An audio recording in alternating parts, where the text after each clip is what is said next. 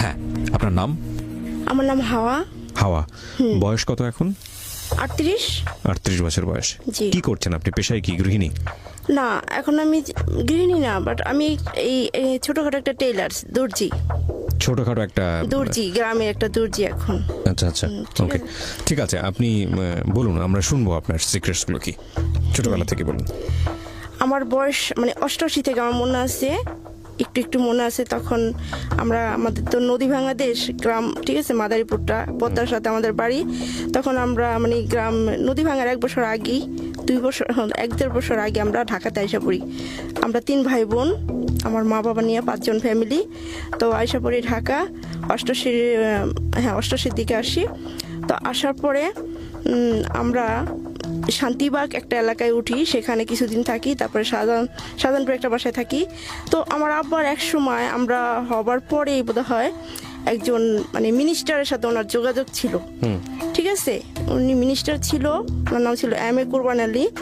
তো ওইখানে মানে ওই বাসায় আমরা উঠি, যে ভ্যালি রোড 23 নম্বর বাড়িটা খালেদা জিয়া যাইসা পরে বাসভবন করছে, ঠিক আছে। ওই বাড়িতে উঠি, ওঠার পরে তখন আমি ছোট খেলি, খেলাধুলা করি, হাঁটাহাঁটি করি। ওই বাড়িটা 8 বিঘা জমিনের বাড়িটা, ওখানে আমি 3 ভাই বোনে আমরা বড়ই করি, থাকি ঠিক 1-1.5 বছর থাকি। ওখানে আমাদের আর লেখাপড়া হয় না, কারণ ওখানে যে স্টাফ আছে, সরকারি স্টাফ আছে, তাদের ছেলে মেয়েরা শান্তিবাগ না শান্তিনগর ওই এলাকায় একটা স্কুলে পড়ে।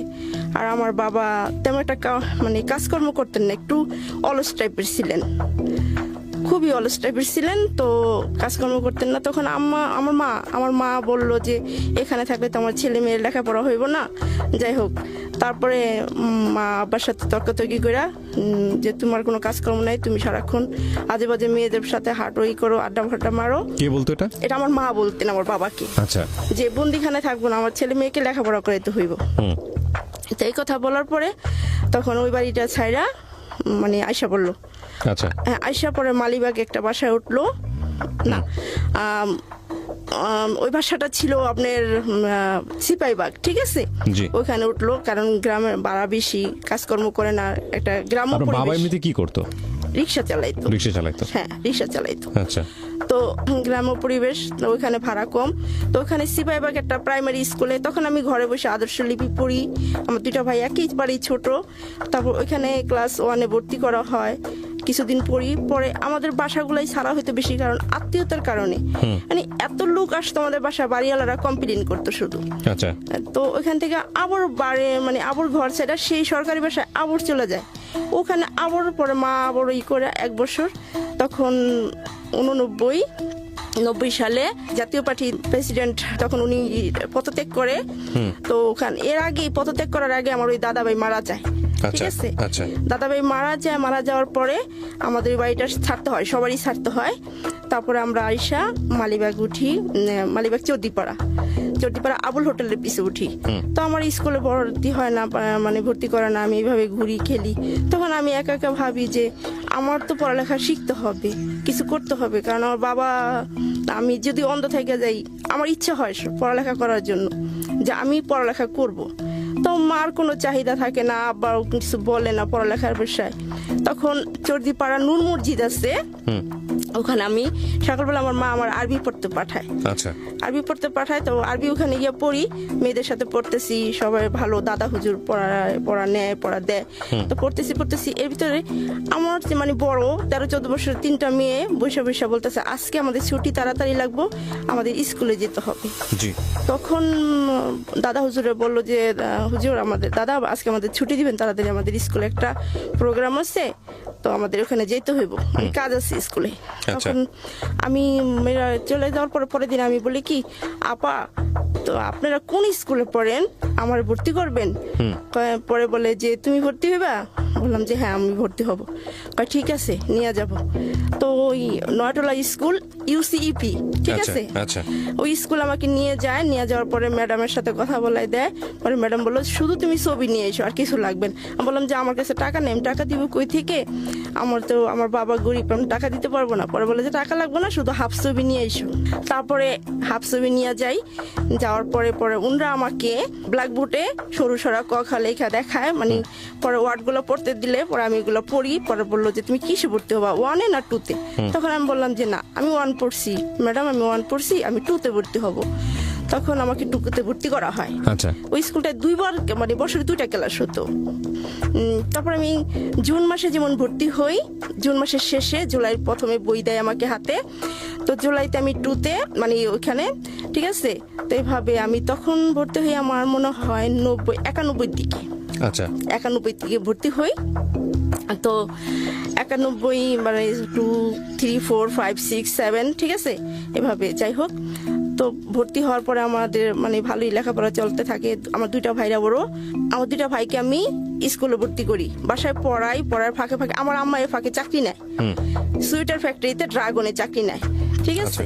আচ্ছা। চাকরি নেয়। তো আমাদের গ্রামের বাড়ি থেকে খুবই গরিব একটা ফ্যামিলি, একটা মেয়ে আসে, ওর 8টা বোন, খুব গরিব ফ্যামিলি। তো ও আসলে আমাদের সাথে থাকে, যাক আমরা 2 বোনের মতো থাকি। তো এখন দেখা যায় কি, আমার আম্মা আমার চেয়ে ওরে বেশি আদর করে, প্রচন্ড আদর করে ওরে। তো আপনার ছোট বোনকে? হ্যাঁ, আমার ছোট বোনকে, ঠিক আছে। ও আমাদের গ্রাম থেকে আসে, তো ও বোনটাকে খুব আদর করে, ওরে খুবই আদর করে। তো একটা ঈদে খুব আমি কান্না পাই, আমার কান্না করি যে বাড়িওয়ালার 2টা মেয়ে থাকে, শাহনাজ আপু আর মনি আপু, ওনাদের বাড়িতে যশোর। তো ঈদের দিন আমার মা আমাকে গোসল করায় না, আমার মা যেন কেমন আমার অবহেলা করে, মানে এই জিনিসটা আমার খুব কষ্ট দেয়।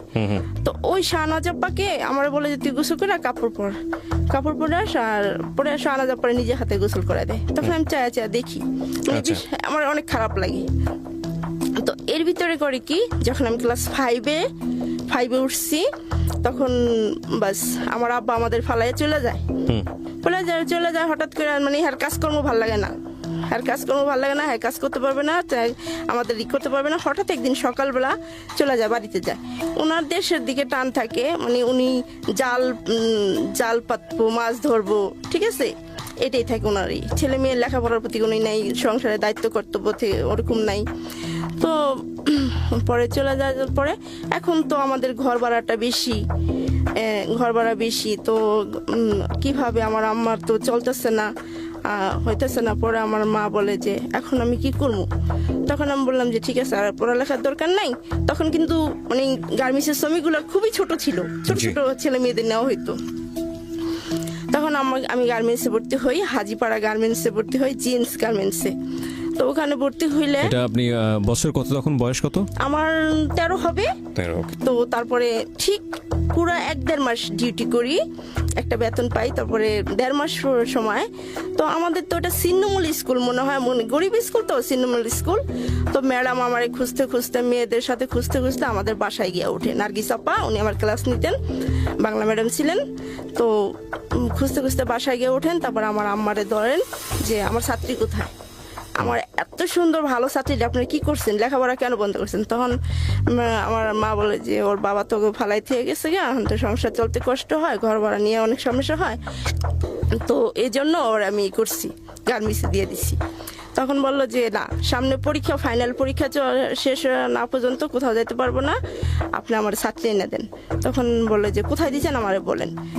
তো একদিন হঠাৎ করে, মানে তারপরে আমার ম্যাডাম ওনার হাজবেন্ডে নিয়ে মোটরসাইকেল নিয়ে পরে এসে ঠিক 10টা বাজে আমার গার্মেন্টসে, মানে আমি যেখানে চাকরি করি সেখানে গিয়ে ওঠার পরে নিস্তাল আমাকে ডাকে, এমডি রুমে ওখানে ডাকে, গিয়া বলে যে এখানে হাওয়া নামে একটা মেয়ে আসছে আপনাদের এখানে, কিছুদিন ধরে কাজ করতেছে, ওই মেয়েটা আমার স্কুল থেকে আসছে, ওটা ডাকেন। তো আমার 4তলা থেকে, আমি ফিনিশিংয়ে কাজ করি, তো 4তলা থেকে আমার ডাকায়। তখন আমি তো ম্যাডামকে দেখে অবাক হয়ে গেছি যে আমার হয়তো বা মারবো। তখন আমাকে বলে তুমি এখানে কেন? তখন আমি বললাম যে ম্যাডাম আমার কি করব, আমার বাবা তো ঠিক এই করে না, এই জন্য আমার ভর্তি হয়েছে গার্মেন্টসে। তখন উনি মালিকের সাথে এমডির সাথে কথা বলে যে এই মেয়েটা খুবই লেখাপড়ায় ভালো, ওরে ছাড়া যাবে না, আপনি এত বড় প্রতাপশালী লোক, এত টাকা পয়সা আপনাদের, আপনি একটু হেল্প করলে কিন্তু মেয়েটা ঠিক মতো লেখাপড়া করতে পারে। তখন বললো যে কি হেল্প করতে পারি, যে দেখেন আপনাদের তো অনেক মানে বুঝাই টুজাই বলে যে ওর যদি একটু খরচ আপনারা এখান থেকে হেল্প করতেন তাহলে হয়তো। তো ওই ভদ্রলোক মানে মালিক খুবই ভালো ছিলেন। পরে আমার ঠিক আছে আপনি ওরে নিয়ে যান। পরে আমার বললো যে মা তুমি চলে যাও, তোমার প্রত্যেক মাসে 10 তারিখে আমি বেতন দিলে তুমি এসে নিয়ে যাও, টাকা নিয়ে যাও, তোমার আর করতে হবে না। তখন আমি ক্লাস আইসা, যেমন আমার কালকে পরীক্ষা, আজকে আমি আসিয়া পড়ি। পরে 5-এ ভালো রেজাল্ট করি, রেজাল্ট করার পরে বাস তখন আমার মাসে মাসে ওখান থেকে টাকা আসে, টাকা দেয়। পরে 6 পাস করি, 6-এও ভালোই করি।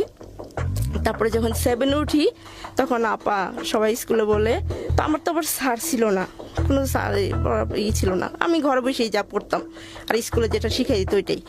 তখন 7-এ উঠা পড়ার পরে তখন আমার একটা আপা ম্যাডাম ছিলেন, বললো কি এখন নার্গিস আপা ক্লাস নেন উপরে, এখন অন্য আপা ইংলিশ ম্যাডাম বললো যে উঠা দাঁড়াও।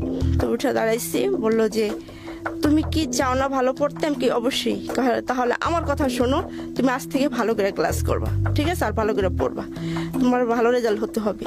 তখন আমি বললাম যে ঠিক আছে। তো আমার পাশে যে বান্ধবী ক্লাসমেট সবসময় ওর সাথে আমি চলতাম, আমার রুল 3-এর উপরে হইতো না, মানে 3-এর নিচে, মানে 3 থেকে আমার কেউ সরাইতে পারতো না। 1 আর 2 ওরা প্রাইভেট পড়তো, নার্গিস আর আসমা ওরা দুজনে পড়তো, প্রাইভেট পড়তো। তো আমার তো প্রাইভেট ছিল না, আমার তো মানে কপাল খারাপ। যাই হোক, তারপরে 7-এ পরীক্ষা দিলাম, দেওয়ার পরে ভালো রেজাল্ট করলাম। এখন ক্লাসে ছাত্রী ছিলাম 30 জনের ভিতরে। এখন আপা বলে যে বাছাই করা হবে, যারা ভালো রেজাল্ট করবে তাদেরকে টেকনিক্যাল স্কুলে পাঠাতে হবে। ভালো রেজাল্ট করলাম, লম্বাও বেড়ে গেছি, বয়স অনুযায়ী অনেক লম্বা হয়ে গেছি। তখন আপা বললো কি যে তোর তো কপাল খারাপ, তুই কি নিবি বেসা? তো টেকনিক্যালে আছে যে যারা ভালো রেজাল্ট করে তাদের মানে কম্পিউটার শেখানো হয়, তারপরে ইলেকট্রনিক শেখানো হয়, টিভি সারে টিভি বানায় এগুলা, ঠিক আছে।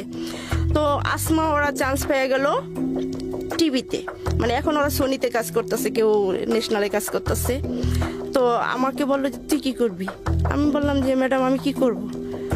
আমি মারে জিজ্ঞেস করিনি। তো বাসায় আসলাম, মারে বললাম যে মা কি করব, ওখানে 2 বছরের কোর্স থাকতে হবো, আমার পড়াইতে হবো, প্রাইভেট পড়াইতে হবো। তখন বললো যে না আমার পক্ষে সম্ভব নয়, তো দেখতেই আসছিস, তো আমি কি করব? তো বললো যে কর, তুই টেলারিং শিখ, টেলারিংটা নে। তখন আমারে নিল, তো 6 মাস টেলারিং। তো আমারে বললো যে লিঙ্কিং শিখবা, তো এই সোয়েটার। আমি কি না, আমি সোয়েটার শিখবো না। তখন আমি বললাম যে আমি টেলার্স হব, টেলারিং শিখলাম। আর 6 মাস টেলারিং আর 6 মাস হলো গার্মেন্টস শ্রমিক। তখন ভালো চান্স পেলাম, ওখানে গেলাম। যাওয়ার পরে বাস এখানে যেমন আমাদের স্টাফ স্কুলের বাস আছে মিরপুর 2 নম্বর, ঠিক আছে, টেকনিক্যাল স্কুল। তো আমাদের স্কুল বাস আছে, যেমন আমরা তখন মগবাজার এলাকায় থাকি, নয়টলা স্কুলের সাথেই থাকি। তখন আমার গিয়ে দাঁড়াতে হয় স্কুলের বাসের জন্য, মগবাজার স্ট্যান্ডে দাঁড়াইতে হয়, ঠিক আছে, ওখানে গিয়ে দাঁড়াইতে হয়। তো সকালবেলা মানে তখন আমার জিজ্ঞেস করলো কোন সকালে ক্লাস নিবা না দুপুরে নিবা? তখন আমি বললাম যে না, আমার তো ভাই 2টা ছোট ছোট পড়াইতে হয়, তারপরে আবার ঘরে টুকটাক করতে হয়, মা যেহেতু কাজকর্ম করে। তখন আমি বললাম যে না, আমি বিকালে শিফটই নিব। তখন বিকালে চান্স পেলাম, পরে বিকালে শিফটে নিলাম। তো আমার 11টা বাজে গিয়ে দাঁড়াইতে হয় বাসের জন্য, ওখানে দাঁড়াই। তারপর ওইখান থেকে বাস আইসা নিয়ে মানে পুরাটা শহরেই তখন থেকে চিনা হয়ে যায় যে কিভাবে যায়। 1 বছর ক্লাস করার পরে ওখানে পরীক্ষা হয়, ওখানে কাজের উপরে পরীক্ষা হয়। তো ওখানেও পাশ করি। তখন বলে যে মেয়েরা তোমাদের জন্য একটা সুবর্ণ সুযোগ আসছে, তোমরা যদি ভালো একটা মালিক আসছে, তোমরা যদি চাও নরসিংদীতে 2500 থানায় ওখানে একটা মালিক তোমাদের কন্ট্রাক্টে নিবে, আমাদের এখানে যোগাযোগ করছে, তোমরা ওখানে গিয়ে কাজ করতে পারো। তখন আমি বললাম যে ঘরে বসে থাকবো কেন, আর ঠিক আছে আমি ওখানে যাব। তো গেলাম। আমি যেমন রাজি করাই অন্যজনের আম্মারে, আবার অন্যজন আমার আরেকটা বান্ধবী রাজি করে আমার আম্মারে, অবিবাহিত মেয়ে এইভাবে কোনো মা বাবাই ছাড়তে চায় না। তারপরে সেখানে গিয়ে দেখি কি না, মানে খুবই খারাপ পরিবেশ, ভালো না। তখন আমরা বললাম যে স্কুলে আবার করলাম, রিটার্ন বাই করলাম যে না, তো কি হয়েছে, আমাদের যে টেকনিক্যাল হেড স্যার ছিলেন ওনারে ওই মালিকে পাঠাইছে, বেশি বেতনের কথা বলছিল, উনি আমাদের নিয়ে গেছে, ওনার ওইখানে চাকরি হয়েছিল, জিএম না পিএম পদে যেন চাকরি হয়েছিল। তখন দেখলো যে না, মালিকের সাথে ওনার কন্ট্যাক্ট মানে মিললো না হয়তো বা, তখন স্যারে বললো যে আমাদের নিয়ে আবার আইসা পড়লো। আইসা পড়ার পরে তখন আর ঘরে বসে কি করবো, তখন বাসায় বসেই থাকি বেশিরভাগ। তখন মা বলে যে এভাবে হয়নি, তুই কিছু একটা কর। তো আমি যে টেলারিং শিখছি ওই টেলারিং আমার কিছুই হয় না, আমি এটা এই কাজটার কাজই মনে করি না, কিছুই শিখা হয় নাই। তখন বাস, তো আমার এক চাচাতো ভাই, আমার চাচাতো ভাই থাকে আমাদের বাসায়, তো ওনার সাথে আমার মানে উনি আমার খুব পছন্দ করতো, খুবই পছন্দ করতো। তো প্রপোজ করার পরে তখন আমি বললাম যে না, এটা হয় না। তারপরে যাক একটু একটু করে হয়ে গেল, দুজনের ভিতরে একটা আন্ডারস্ট্যান্ডিং হয়ে গেল, মানে হয়ে যাওয়ার পরে তখন আমরা দুজনে শপথ করলাম। ঠিক আছে, শপথ করার পরে মানে চলতেছে, কেউ জানে কেউ জানে না, এভাবে চলতে থাকে। 4-5 মাস হয়ে যায়, কিন্তু ছেলেটা এতই ভালো, কখনই খারাপ নজরে দেখেন নাই। ও আমার আপনি বলতো, আমি ওর আপনি বলতাম। একটা কথা কি ভাইয়া জানেন, রহস্যময়, যে ওর সাথে আমি কোথাও কোনোদিন যাই নাই, ওর সাথে আমি কোনোদিনও কোথাও কোনো সিনেমা ছবি মানে গল্প কোথাও কোনোদিন যাই নাই। আমার প্রেমের বয়সে, ওর সাথে প্রেম করার বয়সে আমি মাত্র ওর 4 টাকা খাইছি একদিন, শুধু আমার 4টা পুড়িয়ে না খাওয়াইছে, এটা আমার পুরো মনে আছে। ওকে, হ্যাঁ, ও আমার খুবই করতো। তো আমাদের কথা হইতো যে চিঠি লেখা আমার টেবিলে রেখা যেত, আমি পড়তাম, আবার আমি লেখা রেখা যেতাম, ও আবার নিয়ে পড়তো, এটাই ছিল। তারপরে এভাবে আমার আব্বার মামাতো ভাই একটা বন্ধু অনেক আগে থেকে আসা যাওয়া করে, ওনার নাম ছিল কবির। তো কবির আমার ভাইয়ের অনুষ্ঠান মুসলমানি করাইছি, মানে সুন্নতে খাতনা করাইছি। তো এখন ছোটখাটো একটা অনুষ্ঠান করব, একটা অনুষ্ঠান ঘরের ভিতরে চলতেছে। তো অনুষ্ঠানের ভিতর না, এদিক দা মা বলতেছে যে এখন তো বড় হয়ে গেছে, এদিক দা ওর সাথে মা বুঝতে পারতেছে, ধরা পড়ে গেছে আমি। তো বলতেছে যে এইভাবে এই করলে তো মানুষ খারাপ করবো, ওর জন্য ছেলে দেখো। সবারে বললো যে ওরে বিয়ে দিব, ওর জন্য ছেলে দেখো। তো আমার আবার অনেক আছে, কাজিনস আছে, মানে এর খালতো ভাই, মামাতো ভাই, সবাই আমাদের বাসায় আনাগোনা। তো আমরা ফ্যামিলিতে শুধু আমরাই ছিলাম, আর সবাই আমাদের বাসায় আসতো। আপনারা কয় ভাই বোন ছিলেন? আমরা 3 ভাই বোন। 3 ভাই বোনের মধ্যে আপনার ভাইটা সবচেয়ে ছোট? হ্যাঁ, আমি বড়, আমার 2টা ভাই ছোট। okay. হ্যাঁ, ঠিক আছে, দুজন মাদ্রাসায় পড়ছে। সবার আনাগোনা ছিল। হ্যাঁ, বলেন তারপর। তো মা বললো যে তুমি সবাই ওর জন্য জামাই দেখো, ভালো জামাই দেখো, ওর বিয়ে দিত। তখন ওই কবিরও আসতো যাইতো, আমার ওই আব্বার মামাতো ভাইয়ের সাথে আসতো যাইতো, গল্প বলতো। আমরা চাচা বলতাম, চাচার বন্ধু তো চাচাই হয়। তো চাচি বলতাম। আমার আবার ফাঁকে ফুঁকে একটু মানে আগে পড়াতো, আসতো অনেক আগে থেকেই আসতে যাওয়া করতো, 2-3 বছর হয়ে গেছে আসা যাওয়া করতো। তো আমার একটু মাঝে মাঝে একটু পড়াঠরা স্কুলে যখন ছিলাম পড়াঠরা করে দিত। তো উনি এই কথা শোনার পরে বললো যে আমি হাওয়াকে বিয়ে করব। আপনারা ভেবে দেখেন, আমার বাড়িঘর দেখে আসেন, আমি হাওয়াকে বিয়ে করব। তখন আমার ভাইয়ের মুসলমানি অনুষ্ঠান শেষ হয়ে গেল। যাওয়ার পরের দিন, অনুষ্ঠানের পরের দিন আমার স্কুল কাপড় চোপড় বানাবো কিছু তখন আমি পড়তেছি। তো স্কুলের ড্রেস বানাবো, তখন আমি স্কুলে মিরপুরে। পরে আমার স্কুল ড্রেস বানাতে হবে, মার সায়া ব্লাউজ, আমার দাদুর সায়া ব্লাউজ, এগুলো বানাতে হবে। তো আমার এক দূর সম্পর্কের ফুপু আবার এই অনুষ্ঠানে বেড়াইতে আসে। তো ফুপু থেকে যায় কিছুদিন। তো ফুপু নিয়ে পরে আমি সন্ধ্যার সময় স্কুল থেকে আসতে 5টা বেজে যায়, 5:30। খাওয়ার পরে তো আমি বলি যে ফুপু চলেন ওই দর্জির দোকানে যাই, আমবাগান দর্জির দোকানে যাই, কাপড়গুলো বানাইতে দিয়ে আসি। ফুপু বলতেছে তুই কি জানোস তোর বিয়ে ঠিক হয়েছে? মানে তখন বললো যে হ্যাঁ তোর বিয়ে ঠিক হয়েছে। আমি কি কোথায়, কোন দেশে? তখন বললো যে আছে, তুই তারা চিনোস? তখন আমি বললাম যে আমি তাকে চিনি। ফুপু বলেন না কে, তুই তারা অনেক চিনোস, বলা যাবে না? পরে আমি বললাম যে বলতেই হবে। তো এর ভিতর ফুপু যখন বললো যে কবিরের সাথে, তখন আমি বললাম যে কবিরের সাথে, মানে আমি জানি কেমন হয়ে গেলাম, মনে হলো যে আমার আকাশটা ভেঙে মাথায় পড়লো। যে আমি বললাম যে এটা কি করে সম্ভব, আমি তো ওনার চাচার চোখে দেখি, চাচার মতনই করি। যাক, তখন আমি শুধু আমার মনে আছে যে কাপড়গুলা দিয়া দর্জিরে দিয়েই এসে পড়ছি। আইসা ঘরের ভিতরে ঢুকতেই দেখি, তখন আমার 3 রুমের বাসা, তখন ঘরের ভিতরে ঢুকতেই দেখি কি সে আমাদের বিছনা, মার বিছনায় শুয়ে পড়ছে। তো আমার বিছনা আবার আমার রুমটা পাকঘরের সাথে ভিতরে। তো শুয়ে পড়ছে তখন আমি তখন বুঝতেই তো পারতেছেন ভাইয়া যে আমার কেমন লাগতেছে, মানে আনিজি ফিল করতেছি। তখন আমি আমার রুমে চলে গেছি। তো ও জানতো না যে আমি জানে ফেলাইছি। তখন আমার বলতেছে কি ব্যাপার, পড়তে বসবা না? আমাকে কি না পড়বো না? তা আমাকে ঠিক আছে। তো আমার ওই ফুপু বললো যে কবির, বিষয়টা তো জানাজানি হয়েছে, তুমি ওরে করো না, ওর সামনে যেও না। পরে বলার পরে কি ঠিক আছে, বললেন কেন তো তাড়াতাড়ি? যাই হোক, পরে এভাবে আমার পড়ার সেই হয়ে যায়। তো আমার ওর সাথে ও আমার খুবই পছন্দ করে। তো এর ভিতরে আমি যে ছেলেটাকে ভালোবাসতাম সেই ছেলেটা শুই না বলে আমার তারিখ পড়ে যায়, বিয়ের তারিখ পড়ে যায়। ওই বাড়ি থেকে লোকজন এসে দেখা যায় বাড়িঘর, ওই আমাদের লোকজন আমার আব্বার মামাতো বাইরে ওইখানে গিয়ে দেখে আসছে, বাড়ি দেখে আসার পর পছন্দ হয়। তখন আমাদের একটা মানে হয়ে যায়, ডেট পড়ে যায় যে বিয়েটা হয়ে যাবে, ডেট পড়ে যায়। তো এর ভিতরে আমার যেহেতু প্রেমটা ব্রেকআপ হয়ে যাইতেছে, তারপর মন্টু ভাই একদিন বলে যে এমন এখান থেকে চলে যায়। মন্টু ভাই এই ব্যাপারে দেখে শুনে পরে চলে যায়। ও যখন একদিন বাড়িতে যাওয়ার পরে আমার 6টা চিঠি জমা থাকে, 6টা চিঠি বলে কি ওর কাছে থাকে। তখন ও বলে কি যে আপনি 6টা চিঠি রাইখা দেন। তখন আমি বললাম যে কেন রাইখা দেবো? আমি তো বাড়িতে যাইতেছি, কারণ আমার ছোট বোনটা তো খুব ফাজিল।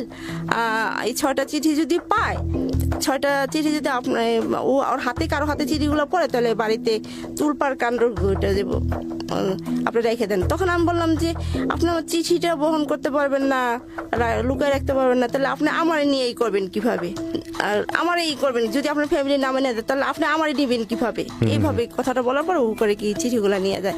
তো ঠিক ওর বোনের বাড়িতে যাওয়ার পরে, ভাই তো বড়, তো ওর বোনের পকেটে হাত দেওয়ার পরে চিঠিগুলো পায়। তো চিঠির অবশেষে আমার নাম লেখা থাকে, পরে আমার নামটা লেখা থাকে। তখন ওই চিঠিগুলো আমার চাস্তো বোন, ওর যে বোন, দেয় ওর মার কাছে, দেয় যে দেখো মা। তখন ও আবার 6-এ পড়ে, দেখো মা, ভাইয়া না হাওয়াপার সাথে প্রেম করে। তো এই কথাগুলো জানাজানি হয়ে যায়, খুব জানাজানি হয়ে যায়। তখন ওর বাড়িতে অনেক বকাবাদ্য করে, ওরা নাকি দাউনি কাটতে উঠে যে এটা কিভাবে সম্ভব, ওদের কি আছে এই বিষয়ে করে খুব। তো আয়সা মন খারাপ করে আর আমাকে এইগুলো বলে যে চিঠিগুলো বললাম রাখলেন না, এখন দেখেন কি আগুন লাগছে। তখন আমি কি ঠিক আছে, আগুন লাগছে যখন তো নিবানো যাবে, এই কথা বললে বাস শেষ। তো এর ভিতরেই কিছুদিন পরেই দেখতেছে যে না, তারপরেও থামতেছে না, চলে যেতেছে। এর ভিতরে আমার ওই চাচা আসে, চাচা আইসা বলে আমার আমার মারে বলে যে তোর এই মেয়ে বিয়ে দিবি, তোর মেয়ে কি আমার ছেলের জন্য রেখে দিছস? হ্যাঁ, তোরা কি মানে এই অনেক কথা হয় আমাদের আব্বার চাচার ভিতরে পড়ে যে যত খরচ আছে আমি দিব, তোর মেয়ে বিয়ে দে। তখন আমার আব্বা বলে যে মেয়েটা যখন আমার, তা বিয়েটা আমি দিতে পারবো, খরচ আমি করতে পারবো। এই বলার পরে বাস, তখন মা আমাকে অনেক মারে। তারপরের দিনে দরজা লাগায় অনেক মারার পরে তখন সবাই বইলা দেয় যে ওর জন্য জামাই দেখো বিয়ে দিব। এর ভিতরে যে বললাম যে কবির, ঠিক আছে, কবির নিজেই বলে যে হ্যাঁ আমি হাওড়ে বিয়ে করব। তখন আমাদের ডেট হয়ে যায়, বিয়ের ডেট পরে কি মাসটা যেন থাকে, 21 তারিখে বিয়ে হবে। তখন ওই আমার মন্টু ভাই এসে বলে যে তোমার সাথে আমার কিছু কথা আছে, ওইখান থেকে চলে যায়, আগারগা চলে যায়। তখন আমাকে কি হয়েছে, কি কথা কয়, কি কথা আছে? তো আমি বললাম যে ঠিক আছে বলেন। বলে যে আমি তো তোমার কোনোদিন, ছেলেরা প্রেমে পড়ে অনেক কিছুই চায়, অনেক কিছু একটা মেয়ের কাছে চায়, আমি তো কোনোদিন কিছু চাইনি তোমার কাছে, তো আমি তোমার কাছে একটা জিনিসই চাইবো, তুমি। আপনি যে এই মন্টুকে লাভ করতেন, এটা কি আপনার ফ্যামিলি জানতো? হ্যাঁ, ফ্যামিলি জানতো। ফ্যামিলির পক্ষ থেকে সায় ছিল? না না, ফ্যামিলি মানতো? এটা মানতো না? না, মানতো না। আচ্ছা ঠিক আছে। ওর ফ্যামিলি মানতো না, আমার ফ্যামিলি মানতো না। আচ্ছা, তো আমার ফ্যামিলি যেটুকু মানতো কিন্তু ওর ফ্যামিলি মানতো না। আচ্ছা, তো মন্টু চাচ্ছে আপনার কাছ থেকে? হ্যাঁ, মন্টু যাচ্ছে। তখন আমাকে বললো যে শুনছি প্রেমিক প্রেমিকা বা বাংলা সিনেমাতে দেখি অনেক কিছু আদায় করে, মানে অনেক অধিকার খাটায়, আমি একটা অধিকার খাটাবো, আপনি আমাকে দিবেন? তখন বললাম যে দেবার মতন হইলে বলেন, দিব। তখন বললো যে আপনি আর যারা মনে তারে বিয়ে করেন, তাতে সমস্যা নেই, কিন্তু আপনি কবিরকে বিয়ে করবেন না। তখন আমি বললাম কেন, কি হয়েছে? তখন বললো যে আপনি তো জানেন না, মধুবাগ মাঠে বসে কবিরের সাথে আমার হাতাহাতি হয়ে গেছে। আমি কি কোন বিষয়? ও আমার টিটকারি দিয়া কথা বলে যে প্রেম করলে এখন আমি বিয়ে করব। ওকে। আমি বিয়ে করব, দেখছস কে জয় হইলো, মানে এই কথা বলছে। ওকে। বলার পরে বললো যে তা ঠিক আছে। ও আবার পরে মন্টু বলছে যে যদি আমি ভালোবেসে থাকি মেয়েটারে তাহলে তুই কোনোদিনও পাবি না। মানে ওই ছেলেটাও আপনাকে ওই ছেলেটার নাম কি ছিল? কবির। কবির। okay. হ্যাঁ, তো আমি যদি ভালোবেসে থাকি, আমি সত্যিকারই ভালোবেসে থাকি, তাহলে তুই কোনোদিনই ওরে পাবি না। আমি যখন পাবো না তোরে পাইতে দিব না। তখন বলার পরে আমি বললাম কি হয়েছে, এই নিয়ে গ্যাঞ্জাম হয়েছে? হ্যাঁ, এই নিয়ে গ্যাঞ্জাম হয়েছে। আপনার কাছে আমি জীবনে কিচ্ছু কোনোদিন চাই নেই, আমরা ভাই বোনের মতো রয়েছি, মাঝে আপনার সাথে আমার খুব ভালো লাগছে, আপনার আমি ভালোবাসছি, বাট পাপ করি নেই, এখানে এক বিন্দু পাপ নাই, কোনোদিন আপনার আমি হাত ছুঁয়েও দেখি নেই যে হাতটা কি নরম না শক্ত। আমি কি ঠিক আছে বলেন, শুধু আপনি কবিরকে বিয়ে করবেন না, আর যা ইচ্ছা তাই করেন। এটা আপনাকে কে বললো? এটা বলে মন্টু।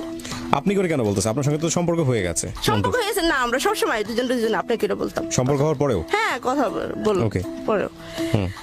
তখন তারপরে আমাকে ঠিক আছে, তখন বলো যে এই কথাটা অন্তত রাখেন আপনি আমার, দয়া করে। তখন আমি বললাম যে ঠিকই তো, ছেলেটা আমি পাইলাম না, আমার ও পাইলো না, একটা কষ্ট সারাটা জীবন এটা নিয়ে বহন করবো। তারপর আর আমি এমনি ইচ্ছুক না কবিরকে বিয়ে করার জন্য, আমি এমনি ইচ্ছুক না, আমার ভালো লাগে না। যেহেতু আমি তাকে চাচা বলতাম, অনেক সময় অনেক কথা চাচা বাস্তির মতন বলতাম, তার সাথে আমি কিভাবে সংসার করব, এটা সম্ভব না। তখন বাস আমি কবিরকে আমি রাজি না, বিয়ে একদম তারিখ আমি রাজি না, আমি বিয়ে করবই না, আমি এখানে বিয়েতে রাজি না। আমার দাদু যেহেতু আছে, আমার দাদুরে বারবার তার সাথে মানে তার পাশ দিয়ে ঘুরি আর বলি আমি যাব না, আমি এই বিয়েতে রাজি না, আমি বিয়ে করবো না। ফ্যামিলিগতভাবে কি চাচ্ছিল যে কবিরের সঙ্গে বিয়ে হয়ে যাক? হ্যাঁ, ফ্যামিলিগত দুটো ফ্যামিলি ছিল, চাইছিল। তখন দাদু বললো যে কেন, মানে বারবারে বুঝি না। তো কবিরও আমাদের ঘরে বেশি আসে চায়, দেখা যায় যে আমারে খুবই করে লাইক করে, দেখা যায় আমি যে জিনিস খাইতে চাই না আমার জন্য সেই জিনিস নিয়ে আসে, আমি কি খাইলে ভাল লাগবো, আমার কি করতে ভাল লাগবো, আমার ঠিক আছে এরকম সারাক্ষণ আমার পিছে লাগিয়ে থাকার পরে যে ভাই এত আমরা ভালোবাসে, দেখা যায় যে আমি 13-14 বছরের একটা মেয়ে, 14-15 বছর একটা মেয়ে, আমি কি একটা ডিম চুলা খাইতে পারি না? খাইতে পারি। কিন্তু সে আমাকে বলে যে হাতের ভিতরে চোখলা ঢুকে পরে কাইটা যাবো, আমি সিলে দিয়ে দাও। মানে মন্টু? হ্যাঁ, না কবির আপনাকে যে কোনো ভাবে কনভিন্স করার চেষ্টা করতেছে। হ্যাঁ, সেটাই। তখন মা বলল যে মানে আমার এত মানে খুব কেয়ার করার পরে তখন মা আমি তো কথা শুনি না, আমি এক পর্যায়ে ওর একদিন পা ধরে বলি যে আপনাকে আমি বিয়ে করবো না, প্লিজ আপনি এখান থেকে ই করেন, আমার বাঁচান, আপনি বলবেন যে আমি হাওয়ারে বিয়ে করবো না, নাহলে আমার মাইরা ফেলাইবো। আমার মা খুবই জিদি, খুবই রাগী। আমার মা যখন রাগ ওঠে তখন কি বলবো সেটা থাকে না, সেন্স থাকে না। তখন কবির ভাই বললো না, আমি তোমার এই পথ থেকে সরতে পারবো না, তাহলে আমার মুখ আমি মরে যাম, মানে আমার মরা মুখ দেখবা। তখন আমি বললাম যে আপনি সরবেন না, তাহলে আমারই সরতে হবে, আমি সরে যেতেছি। স্বাগত আরও একবার, শুনছেন জীবন গল্প। হাওয়া রয়েছেন আজকে এখানে, হাওয়ার জীবনের সিক্রেটস। সে আসলে প্রান্তিক পর্যায়ের ইকোনমিক স্ট্যান্ডার্ডের একজন মানুষ, এবং সেখান থেকে তার যে বলা, তার যে বোঝা, সেভাবেই আমরা বলা এবং বোঝার চেষ্টা করছি। কারণ এই অনুষ্ঠানগুলোর লিসনার্সরা অনেক বেশি ওয়াইড রেঞ্জের, একেবারে সমাজের নিচুতলা থেকে শুরু করে বিদেশে high class, social high class maintain করেন, এরকম অনেক মানুষ এই অনুষ্ঠানগুলো শোনেন, এবং সব ধরনের মানুষরাই যেহেতু এখানে আসেন, সুতরাং হাওয়াও এখানে মোস্ট ওয়েলকাম। তো হাওয়া, যেখানটা আমরা ছিলাম, বলুন তারপর। তো আমি রাগ করে আমার বান্ধবীর বাসায় চলে যাই। ওকে।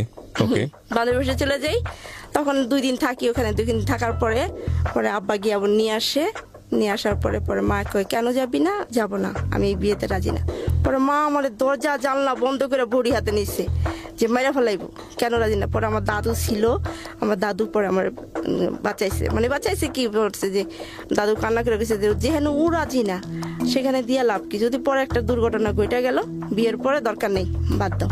তখন আমি মারে বলছি যে মা আমাকে যেখানে মনে সেখানে বিয়ে দাও, যার কাছে মনে তার বিয়ে দাও, আমার তাতে কোনো আপত্তি নাই, কিন্তু আমি তাকে বিয়ে করবো না, আমি কবিরকে বিয়ে করবো না। তো মা বারবার একটা প্রশ্ন করে, করবি না কেন, সমস্যা আমার বলবি তো। আমি ওই কথা আর ভাঙি না, যে মন্টু ভাইয়ের সাথে ওয়াদা করছে যে আমি কবিরকে বিয়ে করবো না। তখন পরে যাক, এটা ভেঙে গেল, আর হইলো না বিয়েটা, বাস। তারপর আমরা বাসা চেঞ্জ করি, নয়তলা থেকে আবারও ডাক্তারগুলিতে আসি, মালিবাগ ডাক্তারগুলি, ওইখানে ওই বাসায় আসে। আসার পরে তখন আমার সোয়েটার ফ্যাক্টরিতে চাকরি করে না, আব্বা থাকে, আব্বা কাজকর্ম করে আর মা ছোটখাটো কাজ করে। ঠিক আছে, ছোটখাটো একটা কাজ করে, মানে পাশেই একটা ফ্ল্যাটে কিছু স্টুডেন্ট, ভার্সিটি স্টুডেন্টরা থাকে, তখন ওইখানে রান্না করে। তো মালিবাগ আসলাম, ওখানে এসে করলাম, বাসা নিল, ওখানে বসেই বাস। তো পাশাপাশি মা যে বাসায় এই রান্না করার কাজটা করে, তারপরে একটা বাসা থাকে, একটা সাপড়ার একটা বাসা থাকে, ওইখানে একটা ফ্যামিলি থাকে, আমাদের দেশেরই একটা ফ্যামিলি থাকে। সেই ফ্যামিলিতে যার সাথে আমার বিয়ে হয়, এই যে শুরু। তখন একদিন সন্ধ্যাবেলা আমার আব্বা হঠাৎ করে কি নিয়ে দিন একটা রামপুর একটা গ্যাঞ্জাম করে বাড্ডা থানা, তখন বাড্ডা থানায় হয় মামলা হয়। মামলা হওয়ার পরে সন্দেহ একটা কেসে আমার বাবা পড়ে যায়। সন্দেহ কেসে পড়ে যাওয়ার পরে এখানে আব্বারে নিয়ে যায়, মানে থাকার পরে জেলখানায় ছিল 8 দিন। আসার পরে তারপর আব্বা বড় যে লোকটা ওনারে সন্দেহ করে মামলা দেয়, আব্বা তারে মারে এই রামপুরা ফালাই মারে। পরে এটা নিয়ে পুলিশ কেস খুব গরম চলতেছে খুবই। তো আমরা যে নয়ডলা বাসা ভাড়া ছিলাম, শাহনাজাপুরের বাসায়, ওনরা মানে সরকারি চাকরি পুলিশ ছিলেন। তো ওই পরিচয় যখন মা ওই বাসায় গিয়া বলছে যে আপনার ভাই তো কেসে পড়ে গেছে, পরে ওই আঙ্কেলটা, ওই শাহনাজাপুর আপা বাবা আব্বারে সারাই ঠারাই আনে।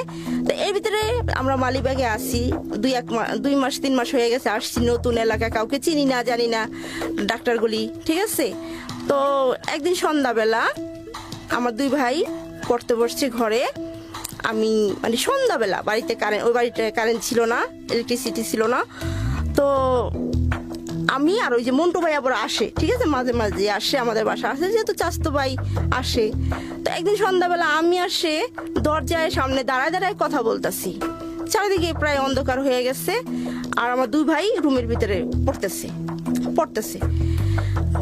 এর ভিতরে একটা লোক আসে। তো ওই বাসায় বড় ওয়ালটা অর্ধেক ওয়াল, হাফ ওয়াল, মানে দেখা যায় কেউ আসতেছে কিনা, এটা দেখা যায়। তো সন্ধ্যাবেলা একটা লোক, একটা ছেলে কালো করে একটা গোলাপি কালারের শার্ট গায়ে দেখলাম বাড়ির ভিতরে আসছে, বাড়ির ভিতরে ঢুকতেছে। ঢোকার পরে বললো কি যে এখানে কি ফরিদপুরের লোক থাকে? তখন মাদারীপুরের কেউ তেমন একটা বলতো না, যে ফরিদপুর বলতো, যে ফরিদপুরের লোক থাকে। তখন আমি বললাম যে আল্লাহ, থানা থেকে মনে হয় আসছে, লোক ঠোক আসছে। আমি কি না, এখানে কোনো ফরিদপুরের লোক থাকে না।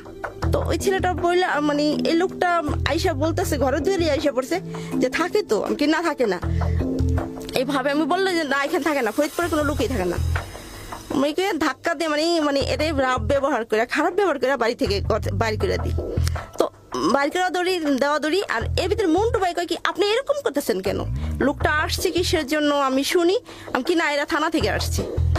আমি এত ভয় পাই আরে দেখা, আমি কি না, থানা থেকে আসছে, আপনি করেন না, বাইর করে দেন।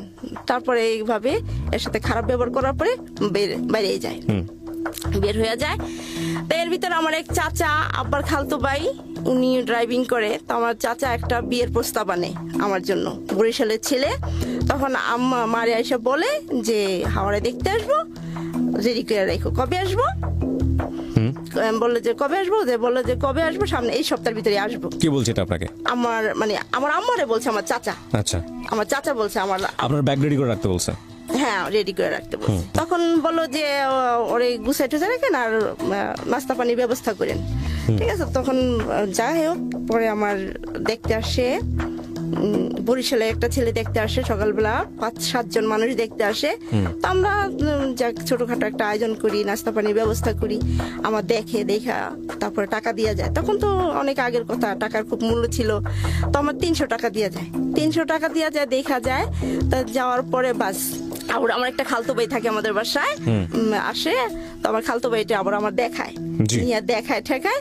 তো আমার খালতো ভাই, মানে ওই লোকগুলো আমার 300 টাকা দিয়ে যাওয়ার পরে বসে আমার 2 মানে আমার ভাই আর আমি আমার খালতো ভাইটার সাথে দুষ্টামি করতেছি, বলতেছে আমার টাকার ভাগ আছে। তখন আমি বললাম যে কত টাকা? 150 টাকা।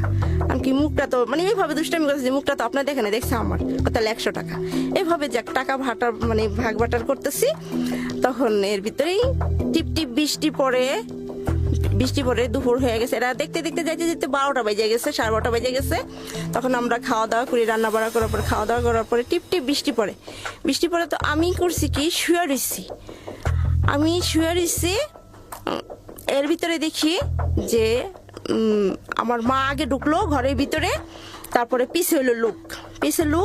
ওই যে ছেলেটার আমি সন্ধ্যার সময় বাড়ি থেকে বের করে দিছি, যে এই বাসায় কেউ থাকে না, ফরিদপুর লোক থাকে না, সেই ছেলেটা তার সাথে একটা মুরব্বী মহিলা, বয়স্ক মহিলা, তারপরে পাশে আমার মতো নিয়ে একটা মেয়ে, মানে একটা যুবক মেয়ে, তার কোলে একটা ছোট বাচ্চা। তখন দেখলাম যে এরা ঘরের ভিতরে ঢুকতেছে।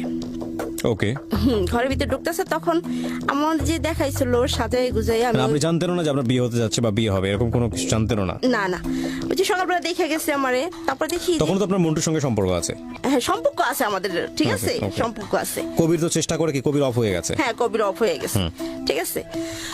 তখন সকালবেলা যে বরিশালের লোকগুলা দেখা গেল, তো বিকালবেলা টিপ বৃষ্টি পড়তেছে, কাপড়গুলা বাইরে। তো আমি শুয়ে রইছি, আসলে যেটা বলে কল্পনা, ঠিক আছে, যে ভাবতেছি বিয়েটা হয়ে যাবে, এরকম একাকে ভাবি করতেছি।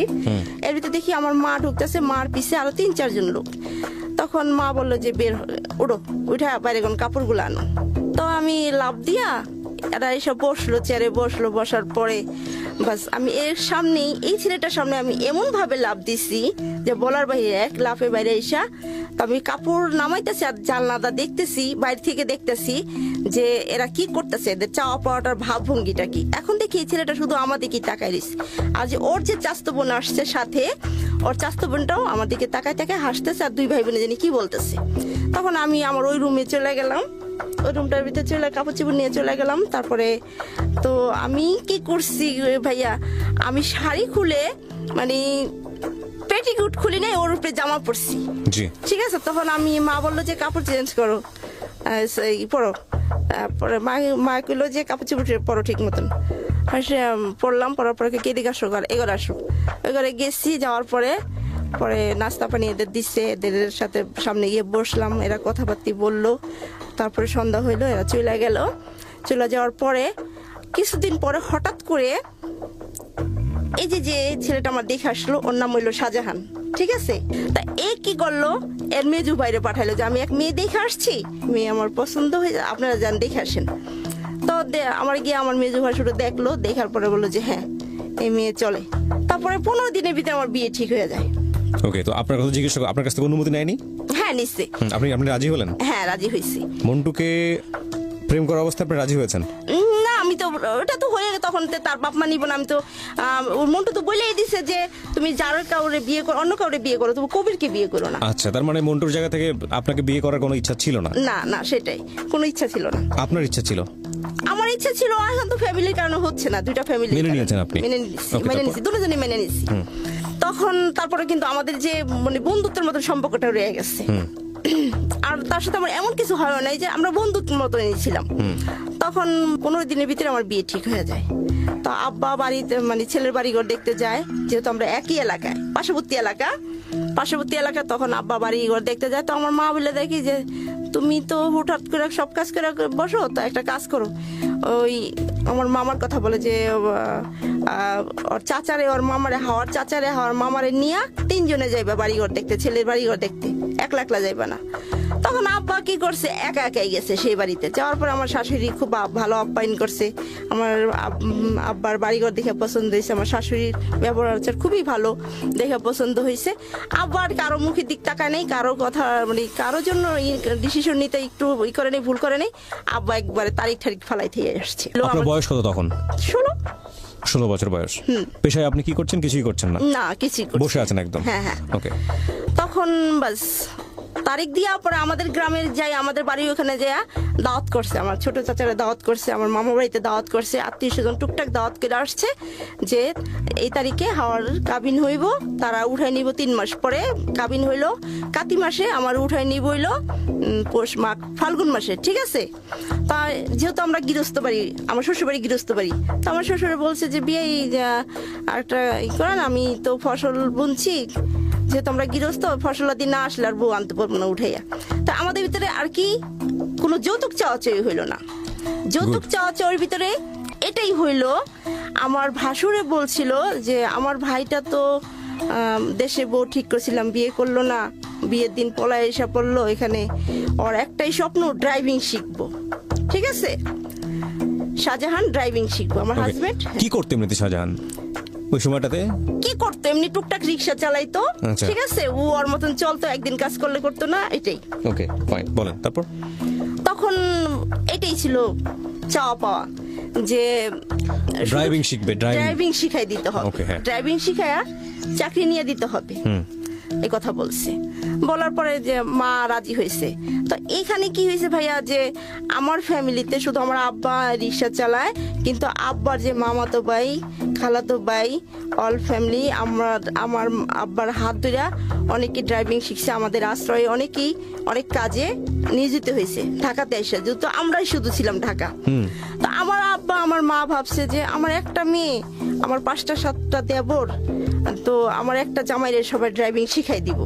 এই যে এরপরে বিয়েতে কথাবার্তা, যে হ্যাঁ আমাদের জামাই আমরা লাইনে উঠাই দিব, ড্রাইভিং শিখাই দিব, চাকরি নিয়ে দিব, লাইসেন্স করে চাকরি টাকরি নিয়ে দিব, বাস এই কথার উপরে আমাদের বিয়ে হয়ে যায়।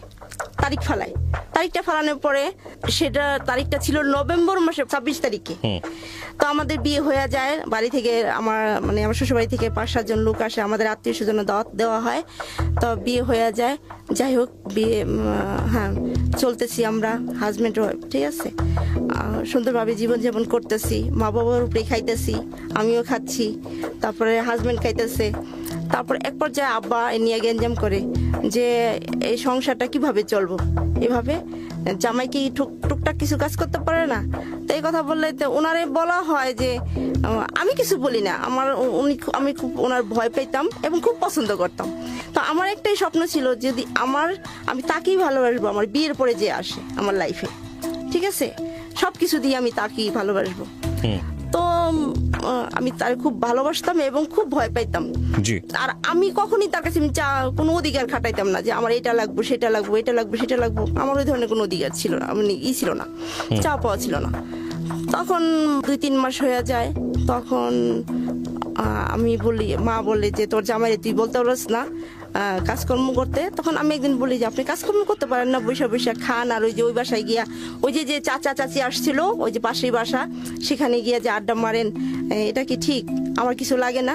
তখন বলো যে না, এটা তো এই কথা তো ছিল না বিয়ের সময়, তোমরা আমার ড্রাইভিং শিখাই দিবা, চাকরি বাকরি নিমু, তারপরে তোমার কি লাগে না লাগে সেটা আমি পরে দেখবো, কিন্তু এখন আমি পারবো না, কিচ্ছু করতে পারবো না। তো এক পর্যায়ে এই কথার পরে মা কয় কি না, আমাকে পরে করে কই জামাই যখন কাজকর্ম করে না, তো একটা গ্যাঞ্জাম সৃষ্টি হয় ঘরের ভিতরে।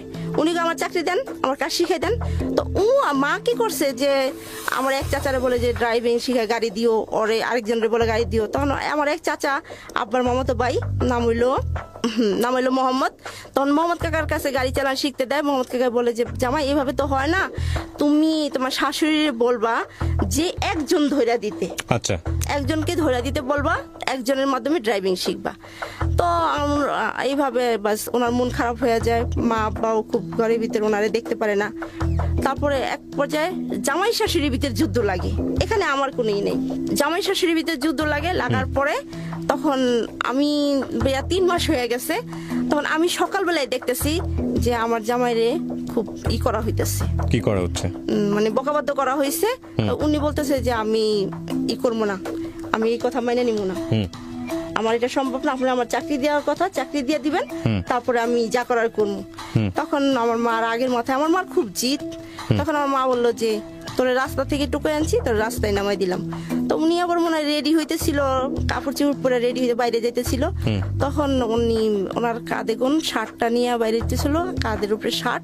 তখন আমার মা এই কাপড়গুলো আমাদের বাড়ি থেকে দেওয়া হয়েছিল, কাপড়গুলো রেখে দেওয়া হয়। হ্যাঁ, কাপড়গুলো রেখে দেওয়া হয়, বাইরে ফেলে দেওয়া হয়। তো আপনি তখন কিছুই বলেন না? আমি কিচ্ছু বলি না। কেন বলেননি? না, আমি কিচ্ছু বলি না, আমি শুধু দেখতেছি যে করতেছে কি। আর তারপর আমি আমার মায়ের খুব ভয় পাই, আজও ভয় পাই, এখনো ভয় পাই। ওকে, ঠিক আছে, আমি কিচ্ছু বলি না, আমি শুধু কান্দি, মানে আমার একটাই কাজ করা, আমার কান্দা। ঠিক ঠিক আছে, তো আমার okay. জামাই বের হয়ে যায়, যাওয়ার পরে 2 দিন হয়ে যায়, বিগত 2-3 দিন হয়ে যায়, আমার আশেপাশে এসে দেখে। তো আমি বলি যে আমার নিয়ে চলেন। কয় তোমার নিয়ে আমি কোথায় যাব? তোমার বাবা মা তোমার কথা আমার কথা রাখে নাই, তোমার কথা রাখে নাই, বাস বিয়ের সময় যা কথা ছিল রাখে নাই, তুমি তোমার মতন থাকো, আমি আমার মতন থাকি। এই প্রক্রিয়া ঠিক 10-12 দিন হয়ে গেছে, উনি আমার সাথে দেখা করে না, আমি ওনার দেখি না, পাই না। তো এর ভিতরে আমি করছি কি, আমার মাথায় একটা বুদ্ধি আসলো যে যা ইচ্ছে তাই করুক, আমি আমার শ্বশুর বাড়িতে চলে যাবো, যা ইচ্ছে তাই করুক। আমি ঘর থেকে 500 টাকা চুরি করে সকালবেলা হরতাল, সারা বাংলাদেশে হরতাল ছিল, হরতাল চলতেছিল, সকালবেলায় আমি 500 টাকা চুরি করে কাপড় চোপড় গুছাইয়া আমি হাঁটতে হাঁটতে সেই জায়গা বুড়িগঙ্গার ব্রিজ পার হই। সেখানে এক হোটেলে গিয়া নাস্তা খাইয়া 10-11টা বেজে যায়, তারপর আমি বাড়িতে চলে যাই। তখন আমার এত খারাপ লাগতেছিল, আমি নৌকায় উঠে খুব কাঁদতেছিলাম যে আমার যে এটা কি হইলো, কি এমন হইলো, এটা কেমন ধরনের কাজকর্ম হইলো। তখন এইভাবে আমি পরে বাড়িতে যাই আমার বরফুপুর বাড়িতে বেড়াইতে উঠি, ওদিকে বেড়াই এদিকে বেড়াই, আমি কি না এবার আমি আমার শ্বশুর বাড়িতে যাব। তো একদিন সকালবেলা আমার মাথায় ভূত চাপে যে আমি আমার শ্বশুর বাড়িতে যাবো। ওকে, হ্যাঁ, তো সকালে যখন 8টা-9টা বাজে, শীতের দিন, তো আমার শ্বশুর বাড়ি আমি তো চিনি না, তো জানি যে আমার শ্বশুরের নাম জানি, গ্রামটার নাম জানি। লোকজনের কাছে জিজ্ঞেস করে পরে ওই বাড়ির পিছনে গিয়া ঘাটায় গিয়ে একটা ঘরের পিছে, আমার ভাসুরের ঘরের পিছে গিয়ে আমি দাঁড়াই থাকি আর বারবার উকি মেরে দেখি যে আমাকে কেউ দেখে কিনা। তখন আমার দেবর যে আমার বিয়েতে আসছিল পিচ্ছি, আমার দেবরটা আমার দেখে ফেলায়। তখন দেখে ফেলায় আমার নন্দরে বলে কি যে আপু ভাবি আসছে। কয় কি কোন ভাবি? কয় সেজু ভাবি, ওই যে সাজা ভাবি ঘরের পিছে দাঁড়াই রয়েছে। কি করছি? হ্যাঁ। পরে আমার নন্দে আমার দেওয়ারে যা দেয় ঠিকই আমি দাঁড়াই রয়েছি। তখন বলে আপনি এখানে কেন? আমি কি বেড়াইতে আসছি। আরেকটা বিরতি নিব প্রিয় শ্রোতা, ছোট্ট একটা বিরতির পর আমি আবারও ফিরে আসবো হাওয়া আপনার কাছে। আর এই অনুষ্ঠানে যারা অংশগ্রহণ করতে চান প্লিজ আমাদেরকে ফোন করবেন। আমাদের ফোন নাম্বারটি হচ্ছে 09611904 আমি আবারও বলছি 09611904 ফিরছি ঠিক রাত 12টায়। এই ফাঁকে প্রিয় শ্রোতা আপনাদের সবাইকে জানিয়ে রাখছি ইতিমধ্যেই শুরু হয়েছে রেডিও আম্বার 102.4 FM আমার একটি নতুন শো, যে অনুষ্ঠানটির কথা হয়তো অনেকেই জানেন, মাইক্রোফোন টেস্টিং 1024, যেখানে বাংলাদেশের ছড়িয়ে ছিটিয়ে থাকা অসম্ভব প্রতিভাবান শিল্পী যারা আছেন, যারা কোথাও কোনো ফ্লোর পান না কিন্তু খুব ভালো গান, তাদের সুযোগ ঘটছে একটা অনুষ্ঠানে একটা এপিসোডে নিজেকে প্রকাশ করবার। আপনি যদি খুব ভালো গান করেন এবং আপনি যদি মনে করেন এই অনুষ্ঠানটিতে আপনি অংশগ্রহণ করবেন, তাহলে এই নাম্বারটিতে ফোন দিতে হবে এবং নাম্বারটিতে ফোন দিয়ে ফোন থেকে আপনি যে নির্দেশনা পাবেন সেই অনুসারে আপনি কাজটি করবেন। ফোন নাম্বারটি হচ্ছে 09611001024। আমি বাংলায় বলছি এবং ধীরে ধীরে বলছি 09611001024। এই নাম্বারটিতে ফোন দিয়ে আপনি নির্দেশনা অনুসারে আপনি কাজটি করবেন। আর এমনও হতে পারে এই অনুষ্ঠানের মধ্য দিয়ে সারা বাংলাদেশ আপনাকে অন্যভাবে চিনবে। সো অপেক্ষা করছি আপনার কলের। Secrets. Something beyond entertainment.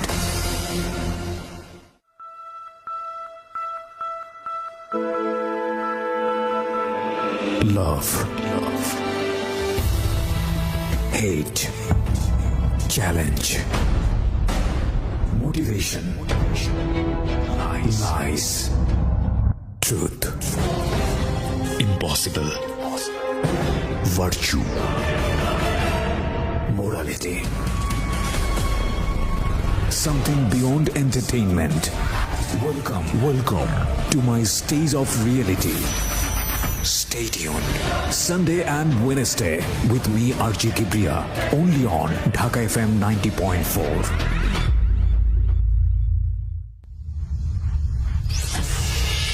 Secrets. Something beyond entertainment.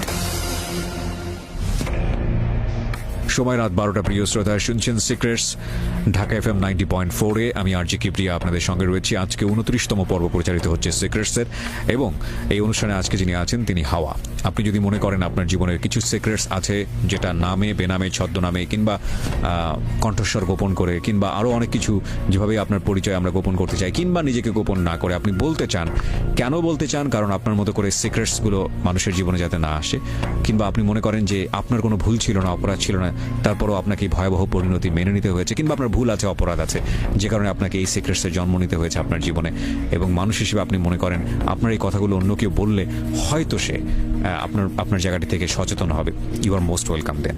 আমাদের এই অনুষ্ঠানে আসার জন্য ফোন করতে হবে আমাদের এই নাম্বারে 09611904904। আমি আবারও বলছি 09611904904।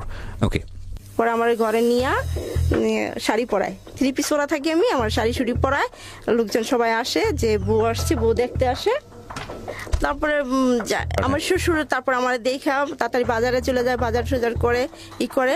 তো আমার মেজো বসে আমার দেখে জিজ্ঞেস করে কি হয়েছে তোমার, তুমি একলা একলা আসলাম কি, আপনার ভাই কম, আপনার ভাইয়া এসে পড়ছে রাগ করে, আমি এসে পড়ছি। পরে আর কি ঠিক আছে থাকো। তো আমার মেজো বছরে আমার এতই ভালো আদর করতো বলার বাহিরে। তখন আমার মেজো বছর আর কোনো দিকে তাকাইলো না, শার্টটা নিয়ে বের হয়ে গেল, ঢাকা চলে গেল, ঢাকা এসে পড়লো। ঢাকা এসে পরে ভাইরে খুঁজে মুজে আমি বাড়িতে রয়ে গেলাম, ভাইরে খুঁজে মুজে গিয়া বাইর কইরা আমবাগান থেকে বাইর কইরা বিছড়ায় বাইর কইরা ফিরে আবার আমাদের বাসায় উঠায়। পরে আম্মা আব্বার কাছে মাপ চাওয়ায় যে তুই বেয়াদবি করছিস, বকাবাদ্য করছিস, আর মা ওই আপনি এরকম কাজ করা ঠিক হয় নাই, কে দুজন ফ্যামিলি মিলাই দেয় বউ জামাই শাশুড়ি আবার মিলাই দেয়। মিলাই দেওয়ার পরে তারপরে 12 দিন হয়ে গেছে আমি ওই বাড়িতে গেছি। তখন বলে যে মা আমি হাওয়ার আনতে যাই, আম্মা আমি হাওয়ার আনতে যাই। তখন আমার ছোট ভাইটার আমার সাথে আমার জামাইয়ের সাথে পাঠায়। ওকে, যেমন কালকে রোজা, আজকে বিকালে আসে, সন্ধ্যার সময় আসে, আসার পরে একদিন থাকে, তারপর আমার ঢাকা নিয়ে যায়। আবারও কিছুদিন ভালো চলতে থাকি, ঠিক আছে, চলতে থাকি। তারপর আবার সেই গ্যাঞ্জাম শুরু হয়, কাজ করে না, কর্ম করে না। ওর কথা হলো যে আমার ড্রাইভিং শিখাই দিতে হইব, তারপর আমি যা করার করবো। যাক, এ করার পরে গ্যাঞ্জাম লাগার পরে একবারই বাইরে হয়ে যায়, তার বাইরে হয়ে যাওয়ার পরে আমার মা করে কি যা এলাকা ছেড়ে দেয়, এলাকা ছেড়ে দিয়া আসে হইলো এই গুলশান এলাকায়। মানে আপনার মা বা আমাদের ফ্যামিলিটা, ঠিক আছে, আমার নিয়ে আইসা পড়ে এই গুলশান এলাকায়। ওই যে আমার আব্বা যে মিনিস্টারের বাসায় ছিলেন, ঠিক আছে, তার মেয়ের বাড়ি আছে এখানে 35 নম্বর রোডে আজাদ মসজিদের পিছে। তো এই বাড়িটা এসে উঠে, ওঠার পরে এখানে থাকে। তখন আমি কি করব, আমার তো সময় কাটে না। পরে আমি চাকরি নেই গার্মেন্টসে, মা কয় এভাবে তো হয় না। পরে আমিও দেখি যে না, এভাবে বন্দিখানে আমার থাকলে ভালো লাগবো না, আমার যেহেতু আমার হাজবেন্ড আসে যায় না, ঠিক আছে। তখন আমি চাকরি নেই, ঠিক আপনার অফিসের ওই পাশে একটা গার্মেন্টস থাকে, ওকে, ঠিক আছে, ওখানে চাকরি নেই। চাকরি নেওয়ার পর আমি এখানে চাকরি করি, ঠিক মতন ডিউটি করি। ঠিক 2 মাস হয়ে গেছে চাকরি করতেছি, আমরা এলাকায় আইসা পড়ছি। আসার পরে যেহেতু স্বামী স্ত্রীর বন্ধন, দুজনের প্রতি আছে, আমার হাজবেন্ড খুঁজতে কার কাছে যেন খুঁজতে দেখে কি সেদিন শুক্রবার ছিল, আমার অফিস বন্ধ ছিল, আমি বাসার গেটের সামনে দাঁড়াইছিলাম। এর ভিতরে দেখি আমার হাজবেন্ড দেখে তো আমি খুব খুশি হয়ে গেছি। তারপরে মা আব্বা কথা বলে না লিখেছে, আমি এর টাইম না বাসায় নিয়ে যাই, চলেন বাসায় চলেন। উনি তো কয় না বাসায় যাব না, উনি যায় না কেন, যে যদি আমার মারে ঠারে বা আমার উপরে কোনো গ্যাঞ্জাম করে, বললাম কি না কিচ্ছু হইব না, আসেন বাসায় আসেন। তো বাসায় আসার পরে একদিন থাকার পরে সেদিন থাকা হয়, আসার পরে থাকে পরে তারপরের দিন আমারে বলে যে কি খাবা তুমি। তখন আমি বলি যে কি দিন খাইতে বললাম যে কাঁঠাল এনেন। তো আমার জন্য তেল, সাবান, সুনু টুনু, কসমেটিক্স এগুলো নিয়ে আসার পরের দিন বিশাল একটা বড় কাঁঠাল আনা পরে একটা ইলিশ মাছ আনে, বাজার করে যাই থাকতেছে এখানে এসে থাকে। কিন্তু আম্মা পছন্দ করে না, মা আমার জামাইরা আর পছন্দ করে না, দেখতে পারে না, ঠিক আছে। এই করার পরে তারপরে কয় কি না তোর জামাই থাকতে পারবো না এখানে, থাকতে পারবো না। তা উনি আবার চলে যায়, যাওয়ার পরে আমরা আবার 35 নম্বর থেকে চলে যাই। এখানে আবার বাড়ির কাজ ধরছে, বিল্ডিং এর কাজ ধরছে, যাইতে হবে। গেলাম কই শাহাদাতপুর এলাকা, এখানে গিয়ে বাসা ভাড়া দিল। আমি চাকরি করতেছি। আপনি বাড়ি থেকে বের হয়ে গেলেন জামাইয়ের সাথে? না, আমি মা বাবার কাছেই আছি, ঠিক আছে, কারণ এরা তো আমার এই তো নিব না, যতদিন ড্রাইভিং না শেখানো হবে। তো এদিকটা করছে কি, এদিকটা এমনই এক কাজ করছে যে বিবাহিত পুরুষ তো ওই যে আমারে দেখতে গেছিল প্রথম মধ্যে একটা বাচ্চা নিয়ে, ওটা ওর চাচাতো বোন ছিল, ডিভোর্সি ছিল, একটা বাচ্চা ছিল, মেয়ে বাচ্চা।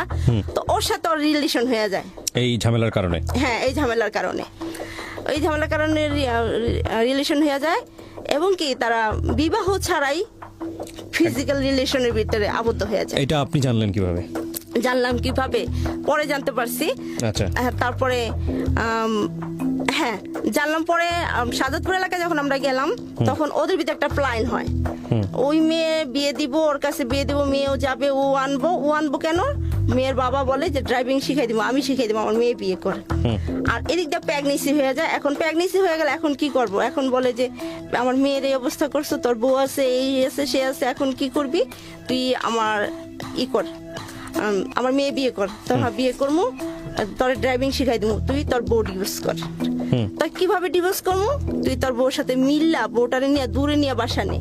আচ্ছা, এই কথা বলার পরে ঠিক শাহজাদপুর এলাকায় আমার সাথে আইসা ভালোই কথাবার্তা বলো, যেহেতু আমি আমার হাজবেন্ডের জন্য অনেক পাগল, ঠিক আছে, যাকে দেখলে আমার খিদা থাকে না পেটে এরকম।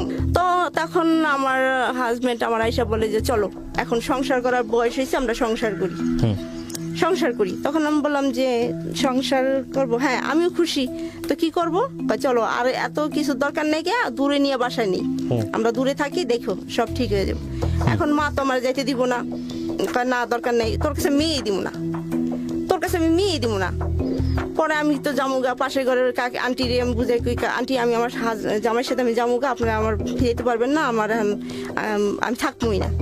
তখন করে কি যে ঠিক মোহাম্মদপুর শেকের টেক বলে একটা জায়গা আছে, সেখানে বাসা ভাড়া নেয়, সেখানে একটা বাসা ভাড়া নেয়, মুলি বাসা একটা ঘরের বাসা ভাড়া নেয়, কাঁচা মাটি, যাই হোক আমার সেখানে নিয়ে যায়, টুকটাক কেনাকাটা করে নিয়ে ঠিয়া যায়, সেখানে থাকি 15 দিন সুন্দর মতন জীবনযাপন করি। তারপরে 15 দিন পরে আমার সাথে তেমন কথা বলে না। তো আমি বলি কি হয়েছে আপনার, কথা বলেন না কেন, কিছু হয় নাই। তখন যখন একটু টাচ করলে জিদ করে, মানে বকা দেয়, তার টাচ করা যায় না, তার মানে আমাকে বলে যে তুই আলাদা বিছনায় শুবি, আমি আলাদা বিছনায় শুব। তা এরকম মানে এরকম একটা সিচুয়েশন দেখা দেয়। তখন আমি বলি যে কারণটা কি, তখন আমি তো ওরে খুব পছন্দ করি, খুব ভালোবাসি। তখন আমি বলি যে এরকম করেন কি হয়েছে, তুই তো পরে আমার বলে যে তুই তো আমার অনেক ভালোবাসিস না। আমি কি হ্যাঁ, কি করতে পারবি আমার জন্য, আমি কি করতে পারবো, মরতেও পারবো, এই কথা আমি বলে ফেলাই। ঠিক আছে তাহলে মরে লাগবো না।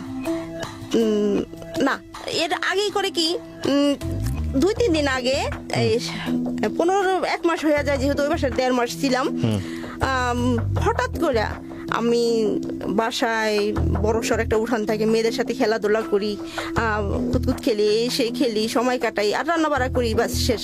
তখন সন্ধ্যার সময় আমি খেলতেছিলাম, কুতকুত খেলতেছিলাম, এর ভিতরে আমার হাজবেন্ড বললো কি যে রাত্রে আমি আসতে পারবো না, তুমি ঘুমাইও ঠিক মতন, পারবিন না নিয়ে ঘুমাইও। তখন আমি কি ঠিক আছে থাকবো। আমি এখন ঘরে গিয়ে দেখি এর একটা কাপড়ও নাই, সন্ধ্যা হয়ে গেছে, ঘরে গিয়ে লাইট জ্বালাইছি, এখন দেখি এর বলতে আর কিছু নেই, যা আছে আমার। এখন আমার মনের ভিতরে কেমন লাগতেছে, আমি পরে পারবিন রে বলি কি যে আমি যার সাথে সময় কাটাই, পারবিন রে বলি যে পারবিন তোমার ভাইয়া না গেছে আমার থিয়া, বলেন কি, চুপ, মুখ বন্ধ করেন, বাড়িওয়ালা শুনলে কিন্তু পরে আপনার ঘর থেকে বাইরে দিব। তখন আমি বললাম যে দেখো, তাই দেখেন, চুপ করে 2 দিন থাকেন, দেখেন কি হয়।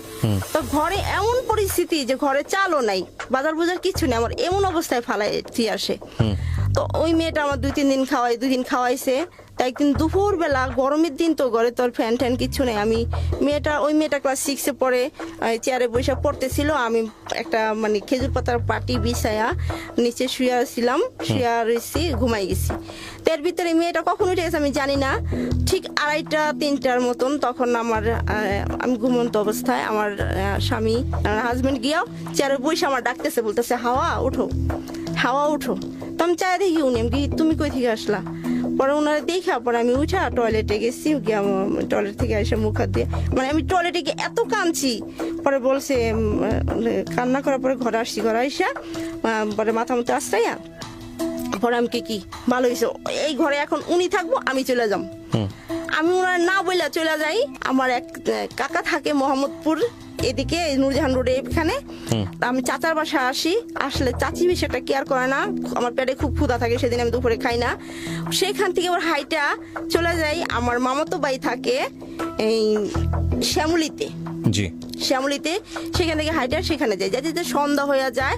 তো ওখানে উনি আবার ড্রাইভার থাকে, ওনার ম্যাডাম সাহেবের থাকে, ম্যারেজ ডে থাকে, সেখানে অনেক রান্না বাড়া হয়।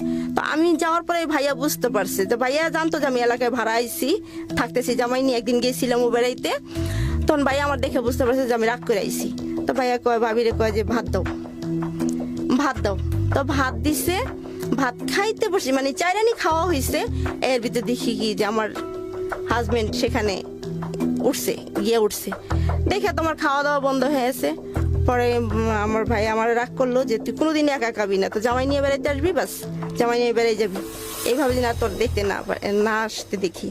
তো আমি ঠিক আছে, ভাইয়া পরে বললো যাও বাসায় নিয়ে যাও। বাসায় আসছি, পরে আমার অনেক মারছে, মারার পরে বললো যে ঠিক আছে, তুই যেন আমার এতই ভালোবাসোস, তুই আমার জন্য কি করতে পারবি? আমি বললাম যে আমি তোমার জন্য মরতেও পারবো। ঠিক আছে, মরা লাগবে না, আমি একটা যেটা করতে সেটা করবি। আমি কি ঠিক আছে করব, কি করতে হবে? তা আমি ভাইয়া বিশ্বাস করেন, আমি ভাবিনি যে ও আমার এ ধরনের একটা কাজ করবো। ঠান্ডু করে নাম মোরে ডাক দেয়, ডাক দিয়ে একটা বেবি দেখেন, একটা বেবি ভাড়া করেন। তখন সেই দিন ছিল শুক্রবার ছিল, তো রাত বেজে গেছে 11টা। তখন আমার সেখান থেকে উঠায়, আমি উঠো, পরে উঠছি। পরে যখন রাস্তায় এসে ভেবিতে উঠাইলো, ওই ঠান্ডুও ছিল, আমরা দুজনেই ছিলাম। ঠিক আমার ওই অবস্থায় মগবাজার কাজীর অফিসে নিয়ে আসে। আমার বলতে আমার কেউ নেই পাশে, ঠিক আছে।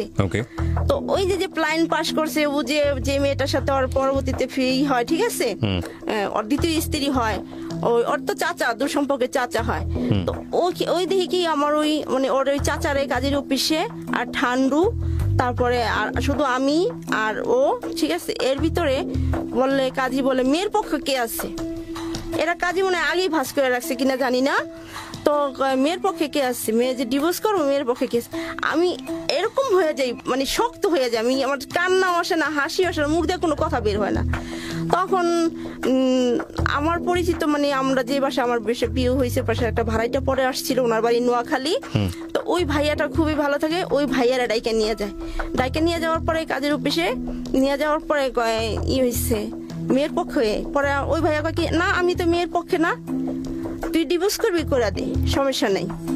তো আমার মানে এর আগে আমি যদি কাজীকে বলতাম যে আমি কিচ্ছু বলিনি, আমি শুধু চাইছি মানে ইটা দেখতেছিলাম, পরিবেশটা দেখতেছিলাম যে তখনকার পরিবেশটা কি হইতেছিল। আমি পাথর হয়ে গেছি। তখন আমাকে ডিভোর্স করে দেওয়া হয়। মানেটা কি? আপনি নিজেও সাইন করেন সেখানে? হ্যাঁ। তখন কাজী জিজ্ঞেস করে, তুমি ভাত খাবে না কেন মা? ওই যে ওর চাচা, যে ঠিক আছে ওর দ্বিতীয় শ্বশুর হইব, বলে যে ছেলে ভালো না, ছেলে কামারি জোর করে খাওয়ায় না, খোঁজ খবর নেয় না, এমন জামার দরকার কি, ঠিক আছে, এই জন্য ডিভোর্স করে দিব। তখন কাজী লেখা পরে বলে যে সিগনেচার দাও। আচ্ছা, আপনি কোনো কথাই বলেন না? না, আমি কোনো কথা বলি না, পাথর হয়ে গেছি। কথা একটাই বলছি, ও যখন আগে সিগনেচার করা দরকার, আমি বলছি না আমি আগে সিগনেচার করব।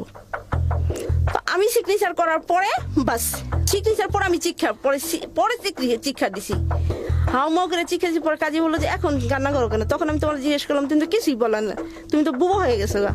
পরে সে কাজের অফিস থেকে বের হইলো, পরে ভাইয়া করলো যে তুই যে এরকম একটা মেয়েরে এত রাত্রে এইভাবে ডিভোর্স করে ছায়া দিলি, মেয়েটা কই যাবো এখন, কি করবো এই মেয়েটা, কি হবে মেয়েটার? তখন আমাকে 20 টাকা সাথে যে মেয়েটা কই যাবো, মেয়েটার যে বাসায় যেতে। আপনার হাজবেন্ড? হ্যাঁ, তখন তার হাজবেন্ড না এক্স হাজবেন্ড? হ্যাঁ। তখন পরে আমি 20 টাকা নেই না, ভাইয়া কই কি তো টাকা লাগবো না। তো ভাইয়া খুবই ভালো মানুষ, পরে ভাইয়া বাসায় নিয়ে আসে, ওই বাসায় তোমার বিয়ে হয়। ভাইয়া ভাবির ডাইকে উঠায়, পরে আম্মু দরজা খুলো, পরে ভাবি দরজা খুলে বলে কি যে ওরা হাত পা ধোয়াইয়া ওরে রেডি করে করো, ওর ভাত খাও, ফ্রেশ করে ভাত দাও, ভাত খাক। পরে ভাবি ভাত দিচ্ছে, আমি না ভাবি ভাত খাম না। আমি তো কান্না করতে থাকি, ভাবি কান্না করেন না, যা হয়েছে ভালো হয়েছে, ও আপনি জীবনও ভালো করতে পারবো না, ও নিজেও ভালো থাকবো না, আপনার ভালো থাকতে দিব না। তখন আমি ওই বাসায় থাকতে থাকি। ঠিক 3 দিনের মাথায় আমি গেটের বাইরে হই, গলির বাড়ি ধরে, যেহেতু আমি পরিচিত এলাকা আমি রয়েছি এখানে, গেটের বাইরে হই। এখন দেখি কি আমার হাজবেন্ড, ঠিক আছে, আমার হাজবেন্ড তো আমাকে দেখা, আমাদের যে ডিভোর্স হয়েছে এটা আমি ভুলেই গেছি, ও ভুলে গেছে, আমি গেছি। আমাকে দেখে বলে যে এদিকে আসো, শোনো। আমি দৌড়ে গেছি, কি হয়েছে? কয় বাড়ি যাইবা? আমি কি যাবো, মানে শ্বশুর বাড়িতে। কয় কি আমি কি কই যেতেছেন আপনি? কয় কি আমাকে বাড়িতে যেতেছি, তুমি যাবে আমার সাথে? আমি কি যাবো, চলেন। সেই অবস্থায় আমি এর সাথে গুলিস্তান গেছি গা। গুলিস্তান যাওয়ার পরে গুলিস্তান যখন বাসে উঠছি, বাসটা খালি, বাসটা ভরে নাই, তখন আমাকে বললো যে না, আমরা তো একটা গ্যাঞ্জাম করেই ফেলাইছি, একটা গ্যাঞ্জাম হয়ে গেছে গা, গ্যাঞ্জামটা মীমাংসা করতে হবে, তারপরে তোমার নিতে হবে। তুমি কাজ করো, তুমি আজকে চলে যাও, তারপর আমি বাড়ি থেকে গ্যাঞ্জাম আমি সবারে বইলে নেই, তারপরে দেখা যায় কি করা যায়। এই কথা বললে আমার ভাড়া দিয়ে আবার পাঠায় দেয়। তো বাসা আসতে আসতে সন্ধ্যায় এসে ভাবিকে কই গেছিলেন, আমি কি এই তো ঘুরতে গেছিলাম, ভাবির কাছে আমি বলি না। তো ওখানে 8 দিন থাকি। 8 দিন থাকার পরে ভাইয়া ভাবি কয় যে ভাবি আর কতদিন থাকবো, ওর তো বাবা মা আছে, ওর তো ফ্যামিলি আছে, তো ওরে দিয়ে আসো, ওরা যেন মারধর না করে বুঝাই দিয়ে আসো। তো বুঝাই দিয়ে আসো এই কথা বলছে। পরে ভাইয়া সন্ধ্যার দিকে আমার রিক্সা দিয়া বাড্ডা রিক্সা দিয়ে গেছে, সাজাদপুর দিয়ে গেছে। দিয়া যাওয়ার পরে বাবা মারে বললো, আব্বারে বললো, ভাইয়া বললো যে যা হয়েছে ভালো হয়েছে, গেঞ্জাম মিট বাদ দরকার নেই, কে গেঞ্জাম করার দরকার নেই। পরে আমি আবার চাকরি করি, এই যে ইউপিসি চাকরি নেই, এই যে ঠিক আছে গুলশানে একই চাকরি করি। চাকরি করার পরে চলতে থাকি, কিন্তু ওর সাথে আমার দেখা হয় ঠিক 1 মাসের ভিতরে। দেখি কি আমার শাশুড়ি, আমার দেবর, আমার ননাসের জামাই, তারপর আমার এক ভাসুর, ফুফাতো ভাসুর, এরা আমাদের বাসায় হাজির। তখন বলে কি যে যাই হয়েছে হয়ে গেছে, পোলাপান মানুষ আগের মাথায় করুক আর যাই মাথায় করুক থাক, আপনি ওই করেন, ওদের আবার দুজনে মিলাই দেন, আবারও আমরা মিলা যাই। তখন মা রাজি হয় না, কারণ আমার পক্ষে সম্ভব না, আমি মেয়ে তো আগেই দিব না, এখন তো যাক আইসা পড়ছে, আমি আরো দিম না কইয়া বাস বলার পরে আর আমাদের মিল হয় না। কিন্তু আমি চাকরি করতে থাকি। এটা হলো 97 থেকে, ঠিক আছে, 97 দিকে আমি চাকরি করতে থাকি ঠিক মতন, কিন্তু আমাদের ভিতরে ঠিকই হয়, আচ্ছা, শুধুই দেখা হয়। তারপরে দেখা সাক্ষাৎ হয় মাসের মাথায় 2 দিন হয়, 1 দিন হয়, এভাবে দেখা হয়। কখনো আমি ওরে দেখতে না পাইলে আমি নিজে যাই ওরে দেখতে যাই, আর ও সময় পেলে ও আসে, দুজনের দেখার জন্য খুব আকর্ষণ থাকে। তো দেখতে যাওয়ার পরে বাস এইভাবে আমাদের চলতে থাকে। তো হঠাৎ করে 98 সাল, তখন 98-তে কোরবানি আসার পরে আমার আম্মা এই দেখতে যাই, মানে দেখা সাক্ষাৎ হয়, কথা হয়, এ নিয়ে শোনার পরে আমার আম্মা ঠিক আমাকে ঘর থেকে বের করে দেয়, বের করে দিলে আমি দূরে থাকি। ওর জন্য আমি কি করছি, কি না করছি। পরে আম্মা আমার কয় কি তুই বাইরে ঘর থেকে, এখন আমি কই থাকি, কিভাবে থাকি। ঠিক আমি যত কষ্টই করি না, লেখাপড়া করছি, কিন্তু আমি অন্যের বাসায় কাজ কি জিনিস আমি জানি নাই, করতে পারি নাই, করি নাই। পরে ওরে করে আমার ঘর থেকে বের করে দিলে, তখন আমি এই যে গুলশান একটা বাসায় এক মহিলা আমার আয়না, আমি এক বাসায় 2 দিন থাকার পরে কি কাজ করবি বাসায়, আমি কি করবো। সেই বাসায় আমি 8 দিন কাজ করি। আমি বড় লোকের সোসাইটিতে এত কাজ আমি করতে পারি না, আমি জানি না এত কাজ করতে কি হয়, ভাবে কি হয়। এ রাত 2টা বাজে ঘুমাইতে দেয়, আবার সকাল ভোরে উঠতে হয়, পরে আবার মানে এদের ইচ্ছে মতন খানা দেয়, মানে খুব খারাপ লাগে। পরে 8 দিন কাজ করে আমি বাসায় গিয়ে আবার বাসায় থাকি, ঘরে যাই না, এখান থেকে 8 দিন কাজ করে আর বাসায় যাই না। পরে খুঁজতে আমি কি ওর সাথে আজকে একটা পরামর্শ করবই, যা আছে কপালে। পরে আমি হাঁটতে সেই মালিবাগ যাই, ডাক্তারগুলি, এদিক দিয়ে ওর বিয়ে হয়ে যায়, ও বিয়ে করে বাচ্চা হয়, ঠিক আছে, একটা ছেলে বাচ্চা হয়। তো এখন যেই আমি ওর সাথে দেখা করতে আসছি, আল্লাহর কি রহম, ও সামনে 10 হাত, আমি পিছে, ওরা 2জন সামনে। তো ওর কুলে ওর ছেলে বাচ্চাটা, আর বউর কাছে এলো কাপড়ের ব্যাগ, ঠিক আছে। ওরা বেড়াইতে যেতেছে ওর মামা শ্বশুরের বাসায়। এই প্রথম দেখা পুরো পরিবার সহ? হ্যাঁ, প্রথম দেখা। তারপরে দেখা করতে, তখন আমি পিছে দাঁড়াই, বললাম যে না, আমি চেষ্টা করলে হয়তো বা সংসারটা ভঙ্গ করে আমার স্বামী নিতে পারবো ফিরাইয়া, কিন্তু একটা বাচ্চার কাছ থেকে বাবা নেওয়ার অধিকার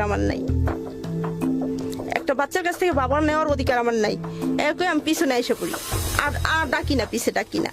ওরা 2জন বাস আমার দেখে না, বাট আমি দেখি, আমি অবস্থায় দেখে থেকে আইসা পড়ি। তারপর বাসায় এসে অনেক কান্না করি, কোরবানি যায়। তারপরে আমি তো বাস আবার গার্মেন্টসে চাকরি নেই, মাঝে মাঝে সারি, মাঝে নেই, আমার ভালো লাগে না কাজ করতে, কি করব। এর ভিতরে 98, 99, ঠিক আছে, 98-এর ভিতরে একটা ঘটনা ঘটে। আমার যে ভাই আর আমি ডিভোর্স করার সময় যে ভাই আমার হেল্প করলো, বাসায় এনে দিল, ঠিক আছে, এই ভাবিটা কি করছে, ভাবিটা তার মেয়ের আর ছেলের প্রাইভেট টিউটরের সাথে লাভ হয়ে গেছে। ওই টিউটারে নিয়ে বের হয়ে আসছে, বাইকে এসে পড়ছে, বাচ্চা কাচ্চা একটা 8 মাসের বাচ্চা থুয়ে এসে পড়ছে।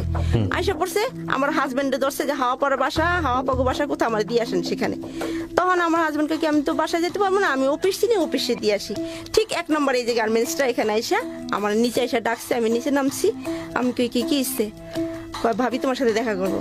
তো ভাবি কয় কি, আমি কি হিসেবে ভাবি, কয় ছুটি নিয়ে আসেন, আমি আপনাদের বাসায় যাব। তখন 4টা, আমি কিন্তু একটু দেরি করে আমাদের ছুটি হয়ে যাবে, 4:30 ছুটি হইতো।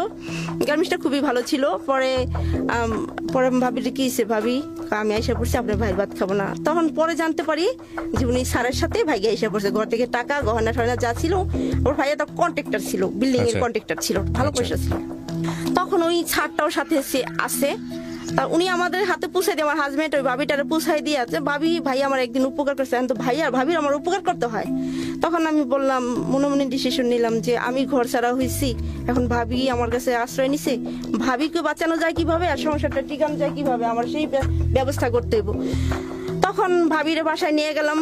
পরে ওই ভাইয়ের ওনার যে স্যার, ওই স্যারটারে বললাম যে ভাইয়া আপনারা যাই করছেন, আপনাদের তো বিয়েটা হইতে হইব, আপনি একটা কাজ করেন, আপনি দূরে থাকেন, ভাবি আমাদের কাছে থাকুক, আপনি ওই ধরনের ব্যবস্থা করেন। ঠিক আছে। তখন আমার আবার এক দূরের সম্পর্কে কাজিনস, আমরা এক গোষ্ঠী বংশধর, মালিবাগে থাকতো, বিয়ে ঠিক হয়েছে, বিয়ে দাওয়াত করছে, আমরা বিয়েতে যাব। তো ভাবিকে নিয়ে গেলাম, ভাবি আমাদের বাসায় 8-9 দিন হয়ে গেছে রইতাছে থাকতেছে, ভাবির নিয়ে গেলাম। তো ভাবির গলায় যে লকেটাল একটা 12 আনিশনের চেন ছিল, চেনটা আমি আমি তো বিয়ে খেতে দিয়েছি, চেনটা আমার দিন, আমি একটু পরি। তো ভাবির চেনটা পরে আমি বাস ভাবির মার সাথে বসায় রাইখা, ঠিক ওই বাসাটা ছিল ওই যে খিলগার ওইদিকে গুলবাগের দিকে, আমার বিয়ের বাড়ির দাওয়াতটা, মানে বিয়ে বাড়িটা, আর ডাক্তার গলিতে আমি আইসা পড়ি। ফিরে আসলাম আরও একবার, আমরা অনুষ্ঠানের একেবারে শেষ প্রান্তে চলে এসেছি। আজকের এই অনুষ্ঠানটি হয়তো সেই অর্থে এন্টারটেইনিং না, কিন্তু অনেক বড় লেসন রয়েছে। আপনারা যদি ডিপলি যান হয়তো বুঝতে পারবেন, বাট কারো জন্য যে লেসন হতেই হবে বিষয়টি এরকম নয়, কারণ of course it's a entertaining show, কিন্তু সামথিং বিয়ন্ড এন্টারটেইনমেন্ট, এডুকেশনের জায়গাটা থেকে। আমাদের প্রত্যেকটা এপিসোডই আসলে সুপার হিট করার টার্গেট থাকে না, কারণ এই অনুষ্ঠানের কিছু সামাজিক দায়বদ্ধতা আছে। সেই জায়গাটি থেকে প্রতিটি মানুষকে তার প্রবলেমগুলো, তার ভুলগুলো, তার অপরাধগুলো বলার সুযোগ আমরা করে দেই। তো সেই জায়গাটি থেকে কখনো কোনো অনুষ্ঠানের কন্টেন্ট আপনার মনোপুত নাও হতে পারে। হয়তো হাওয়ার কন্টেন্ট আজকে আপনাদের অনেকেরই মনোপুত হয়নি, কিন্তু আমি বিলিভ করি হাওয়াকে শুনে অনেক হাওয়াই ভুল পথ থেকে হয়তো বা সরে আসবেন। যেখানটাই ছিলাম বলুন তারপর। আইসা পড়ছি, এর ভিতরে আমার চাচতো বোন আবার দেশে কোনো আসছে, আমার সাথে চাকরি করতো। তো 2 বোন আমরা আইসা পড়ছি। আইসা পড়ার পরে তখন দেখি কি এর মা 8 মাসের বাচ্চা থেকে গেছে, বাচ্চাটা দুধের জন্য খুবই করে কান্না করে, খুবই কষ্ট হয় রাখতে। তখন ভাইয়ারা বললাম কি হয়েছে ভাইয়া, ভাবি কো, ভালো মন্দ জিগে গেলাম, বললো যে নাই, গেছে গা, কোথায় গেছে আপনি জানেন না? তখন বললো যে না জানি না। ভাইয়া করছে কি, আমার চেনটা জন্য ফলো করে ভাইয়া, এই জন্য আমি চেনটা পরে গেছি। তখন ভাইয়া কয় কি তুই চেন পেলি কই? আমি কি আমি কিনছি? কয় কি না, তুই বল আমার চেন কই পেলি? পরে আমি বললাম যে ভাবি এমন আমাদের কাছে আছে, ওই লোকটা কই? আমি ওই লোকটার সাথে মিশতে দিই নেই। ভাই ঠিক আছে। পরে হেসে আমি ভাইয়ারা আইনা বিয়ে বাইতাম, কোনো গ্যাঞ্জাম করবে না ভাইয়া, অনেক মানুষ, ভাবিরে নিয়ে যান বাসায়। তো ভাবিরে নিয়ে আসলাম বিয়ে বাড়ি থেকে। আসার পরে ভাইয়া অনেক মারলো ভাবিরে, বাসায় এনে অনেক মারলো। তো মার দেওয়ার মানে মারটা দেখে আমি বললাম কেন, আমি মিলাই দিলাম, এই কাজটা কেন করলাম? ভাবি এত মারলো, মারার পরে হসপিটালে ভর্তি করলো, এত মারছে। মারার পরে যাই হোক, তারপরে এদের সংসারটা ঠিক হয়ে যায়, বড় ঠিক আছে। এইভাবে চলতে থাকে, আমাদের দেখা হয়। তো 2098-99 সালে এখন মা চারিদিকে এই করছে যে ওরে বিয়ে দিতে হবে, মানে আপনাকে? হ্যাঁ, আমাকে বিয়ে দিবে। আচ্ছা, ঠিক আছে। তো এর ভিতরে হঠাৎ করে কুমিল্লার একটা ছেলে, ঠিক আছে, আমাদের বাসায় থাকে একটা, মানে গাজীপুরে একটা লোক থাকে, শালনা, ওনার নাম ফজলু। তো ফজলু কাকার বলে যে মেয়ে বিয়ে দিব, জামাই দেখেন। তো ওর সাথে যে ফজলু কাকার সাথে জানি ওই কুমিল্লার ছেলেটার কিভাবে দেখা হয় রুহুলের সাথে জানি না, ও রুহুল আমাকে দেখায়, ঠিক আছে। দেখানোর পরে বলে যে না চলে। তখন ওই ছেলেটা বাস গার্জিয়ানের মাধ্যমে ফেলে আমার পিছে পিছে কিছুদিন ঘুরে পর আমি রাজি হই না। আমি একটা কথাই বলি যে আমার কিন্তু হাজবেন্ড আছে, যখন আপনি আমাকে বিয়ে করবেন আপনারা এরকম আপনি সাইন করার পরেও তো আপনি আপনার হাজবেন্ডের সাথে দেখা করতেন, স্বামী স্ত্রীর যে সম্পর্ক সেটা আপনাদের মধ্যে ছিল, দেখাটাই ছিল, শুধু দেখাটাই ছিল। শুধু দেখাটাই ছিল, আমাদের ভিতরে কোনো ছিল না, ঠিক আছে, দৈহিক কোনো কিছু ছিল না তখন। বাস তারপরে এক পর্যায়ে ওই ছেলেটা আমার খুবই করে বুঝাই শোনায়, এই করে রাজি রুজি করায়, আমার দুই ফ্যামিলির ভিতরে কুমিল্লা বিয়ে হয়ে যায়। তো 1 বছর আমি ফ্যামিলির মাধ্যমে বিয়েটা হয়, বিয়ের পর আমি 1 বছর থাকি। মানে বিয়েটা হওয়ার পরে 1 মাস 10 দিন পরে কি হয়, আমার যে আগের হাজবেন্ড, ওনার নাম শাহজাহান, উনি তো মাঝে মাঝে আমার সাথে দেখা করে। তো উনি যখন দেখা করতে আসছে সাদাতপুরে জিলপাড়া এসে দাঁড়ায় থাকে, তখন আমাদের ওইখান থেকেই দেখা হয়। তো আমার বাসায় একসাথে আমরা 3টা মেয়ে চাকরি করতাম। ওই 2টা মেয়ে বলে যে তোমার আপা কোথায়, আমার চাচতো বোনটা বলে যে কি খবর তোমার আপা কোথায়। আচ্ছা, আমি ইন ডিটেল না গিয়ে আমি আপনাকে কিছু কোশ্চেন করি। এই যে ছেলেটা আপনার পিছনে ঘুরছিল তাকেও তো আপনি বিয়ে করেন একটা সময়? হ্যাঁ, কুমিল্লারই ছেলেটা। কুমিল্লার ছেলেটার নাম কি ছিল? রুহুল আমিন। হ্যাঁ। একে বিয়ে করার কতদিন পর্যন্ত সংসার করেছেন? 4 বছর। 4 বছর। সংসারটা ভেঙেছে কেন মূলত? হ্যাঁ, মূলত একে বিয়ে করার পরেও কি আপনি প্রথম হাজবেন্ডের সঙ্গে যোগাযোগ করতেন? না, একদম অফ হয়ে গিয়েছিল? না, একদম অফ হয়ে গেছে। আচ্ছা। যেহেতু আমি বিয়ে করে ফেলছি, ঠিক আছে, বিয়ের 1 মাস 10 দিন পরে আমার আগের যে হাজবেন্ড শাহজাহানের সাথে আমার দেখা হয়। দেখা হইলে পর ওরা বলে যে আপা বিয়ে হয়ে গেছে, আপা বাসায় আছে, কালকে আসবো অফিসে। আমি একটু অসুস্থ থাকি, আসি না। তারপরে দিন ঠিক এখান থেকে আমার বলে যে এটা তুমি কি করলাম, কি করবো, কি করার আছে, যা হয়েছে হয়ে গেছে। তখন বলে যে আমার সাথে যাইতে হইব। তখন আমি বলি যে কই যাবো, আমার সাথে যাইতে হইব, ওঠো রিক্সা ওঠো। তো রিক্সা আমি উঠবো না, এর ভিতরে এক বৃদ্ধ লোক বলে কি হয়েছে বাবা, ও আমার জোর করে উঠাইবো, আমি উঠবো না। আমি কি এখন আমার সাধারণ বলতেছি কি যে ঘরের ভিতরে ঝরগা লাগছে, টুকটাক ঝরগা করে আইসা পড়ছে। তখন ওই বৃদ্ধ লোকটা বলে কি যাও বাবা, রাগ করা মেয়েদের রাগ করা ভালো না, যাও উঠো, রিক্সা উঠো। ওই লোকটা আমার রিক্সা উঠে দেয়। উঠাই দিলে উনি আমার রিক্সা দিয়ে নিয়ে বাড্ডা বালুর মাঠ, ওনার এক চাচা আছে, আমার চাচা শ্বশুর থাকতো, সেই বাসা নিয়ে আমার আটকানোর পরে কয় কি আমার চাচি শাশুড়ি কয় কি আপনাকে বউ নিয়ে আসছি, আমি এখনই কাজে নিয়ে আসবো, ডিভোর্স করব আর বিয়ে হবে। তখন আমি জিনিসটা চিন্তা করলাম যে আমি যাকে বিয়ে করলাম মেহেন্দির রং ওঠে নাই, 1 মাস 10 দিন, তার খারাপ দেখলাম না, ভালো দেখলাম না। আমি এই সময় একটা কাজ করলাম, আমার বাবা মা কি বলবো, আমার ফ্যামিলির মান সম্মানটা কোথায় যাবো। তখন বলো যে কাকি আপনি বাজারে যান, টাকা দিয়ে গেলো 300, আর আমি কাজে নিয়ে আসি। তারপরে আর কাকি আমার কয় কি পরে আমি কি করবো, আমার তো ভাগতে হবে, কিন্তু পলাইতে হইব। তখন কাকি বললো যে আমার তো বাজারে যেতে হবে, তুমি কি পালাই যাইবা কেন? না কাকি, মাটি নিয়ে কিরা কাটাইলো, কিরা কাটলাম। তো আমার ব্যাগে 15 টাকা ছিল, আমি 15 টাকা পোলা পান্ডের দোকানে নিয়ে এই কলা ঠলা কিনে দিয়া, চকলেট কিনে দিয়া আমি আইসা পড়ছি। এই পালিয়ে আসলেন, আর দেখা হয়নি? না, আমার সাথে আর দেখা হয়। তো 4 বছর পরে সংসারটা ভাঙলো কেন? হ্যাঁ, তারপরে 1 বছর পর আমার কুমিল্লা নিয়ে যায়। বিস্তারিত আমি যাচ্ছি না, 4 বছর পরে সংসারটা ভাঙলো কেন, মূল কারণটা বলেন আমার। মূল কারণটা, সংসারটা ভাঙলো, ও খুবই খারাপ ছিল, কুমিল্লার ছেলেটা খুবই খারাপ ছিল। জুয়া, নেশা, ঠিক আছে, তারপরে ডাকাতি, আমি এগুলো কখনোই দেখি নাই, এত খারাপ ছিল বলার বাহিরে, এতটা খারাপ ছিল। তো 4 বছর সহ্য করলেন কেন? কেন সহ্য করলাম, যে বিয়ে কয়বার হয়, ঠিক আছে, এদিকে আমার বাচ্চা কাচ্চা হইতেছে না। তো 2003 সালে যে ইলেকশনটা হইলো মার্চ মাসের 5 তারিখে, ঠিক আছে, ইলেকশন পর্যন্ত ভালোই ছিলাম। তো ও অনেক খারাপ কাজ করছে, বড়ার সাথে বাড়ি তো খুবই নোংরা কাজ করতো, আমার রাতের ঘুম হারাম হয়ে যেত। এমন কাজ করতো, গাড়ি যে পাচার হয়, সিএনজি, তারপরে মাইকো, এগুলো যে পাচার হয়, এগুলো আমি কখনো দেখি নাই। এই লিডারদের সাথে চলতো, একটা মেয়ে মানুষ লগে নিয়ে নেশা খাওয়ায় ড্রাইভারকে, পরে এই কাজ করতো। যা আমি এই নিয়ে 3-4 বার ওর কাছ থেকে দূরে, মানে ঢাকা এসে পড়ছে রাগ করে। আমি ফ্যামিলি কারোর সাথে এই করিনি, এই ব্যাপারটা বিষয়টা আলাপ করিনি, দেখি ঠিক হয় কিনা। এক পর্যায়ে একটু ঠিক হয়, রাজনীতি, এরপরে ইলেকশন আসে, একটা নিজের আমার স্বর্ণের চেন থাকে, চেন বিক্রি করে দিয়া আমি আমার ভাই গিয়া দোকানপাট দিয়ে দেয়, চার দোকান দেয়, নাস্তা পানির দোকান দেয়, যাক ছোটখাটো একটা হোটেল দেয়।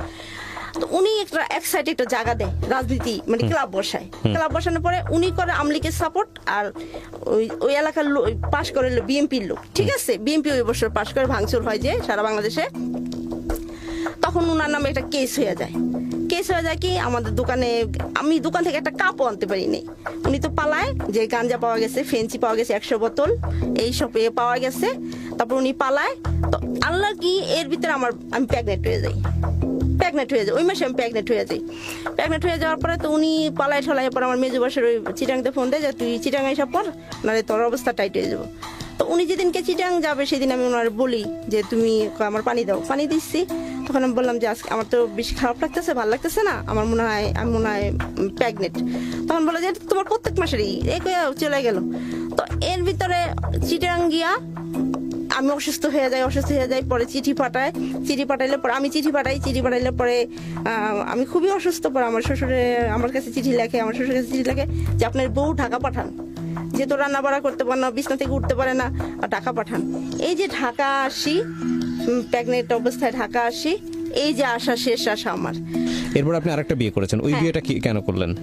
এই বিয়েটা কেন করলাম, আমার ভাইটাকে বিয়ে করাইলাম, ঠিক আছে, আমার ভাই আমার পরেরটা যেটা বিয়ে করাইলাম, তখন এই সংসারে মনে হয় যে আমি একটা বেশি বাড়তে গেছি, ঠিক আছে। বোটা আনার পরে আমার সাথে মার সাথে তো আমার এমনি আন্ডারস্ট্যান্ডিং কম, ঠিক আছে। ভাই বোটা আসার পরে কেমন যেন আমার মনে হইতেছে যে আমি ওই ঘরে একটা বান্দি আর আশেপাশের লোকজন বাঁকা চোখে তাকায়।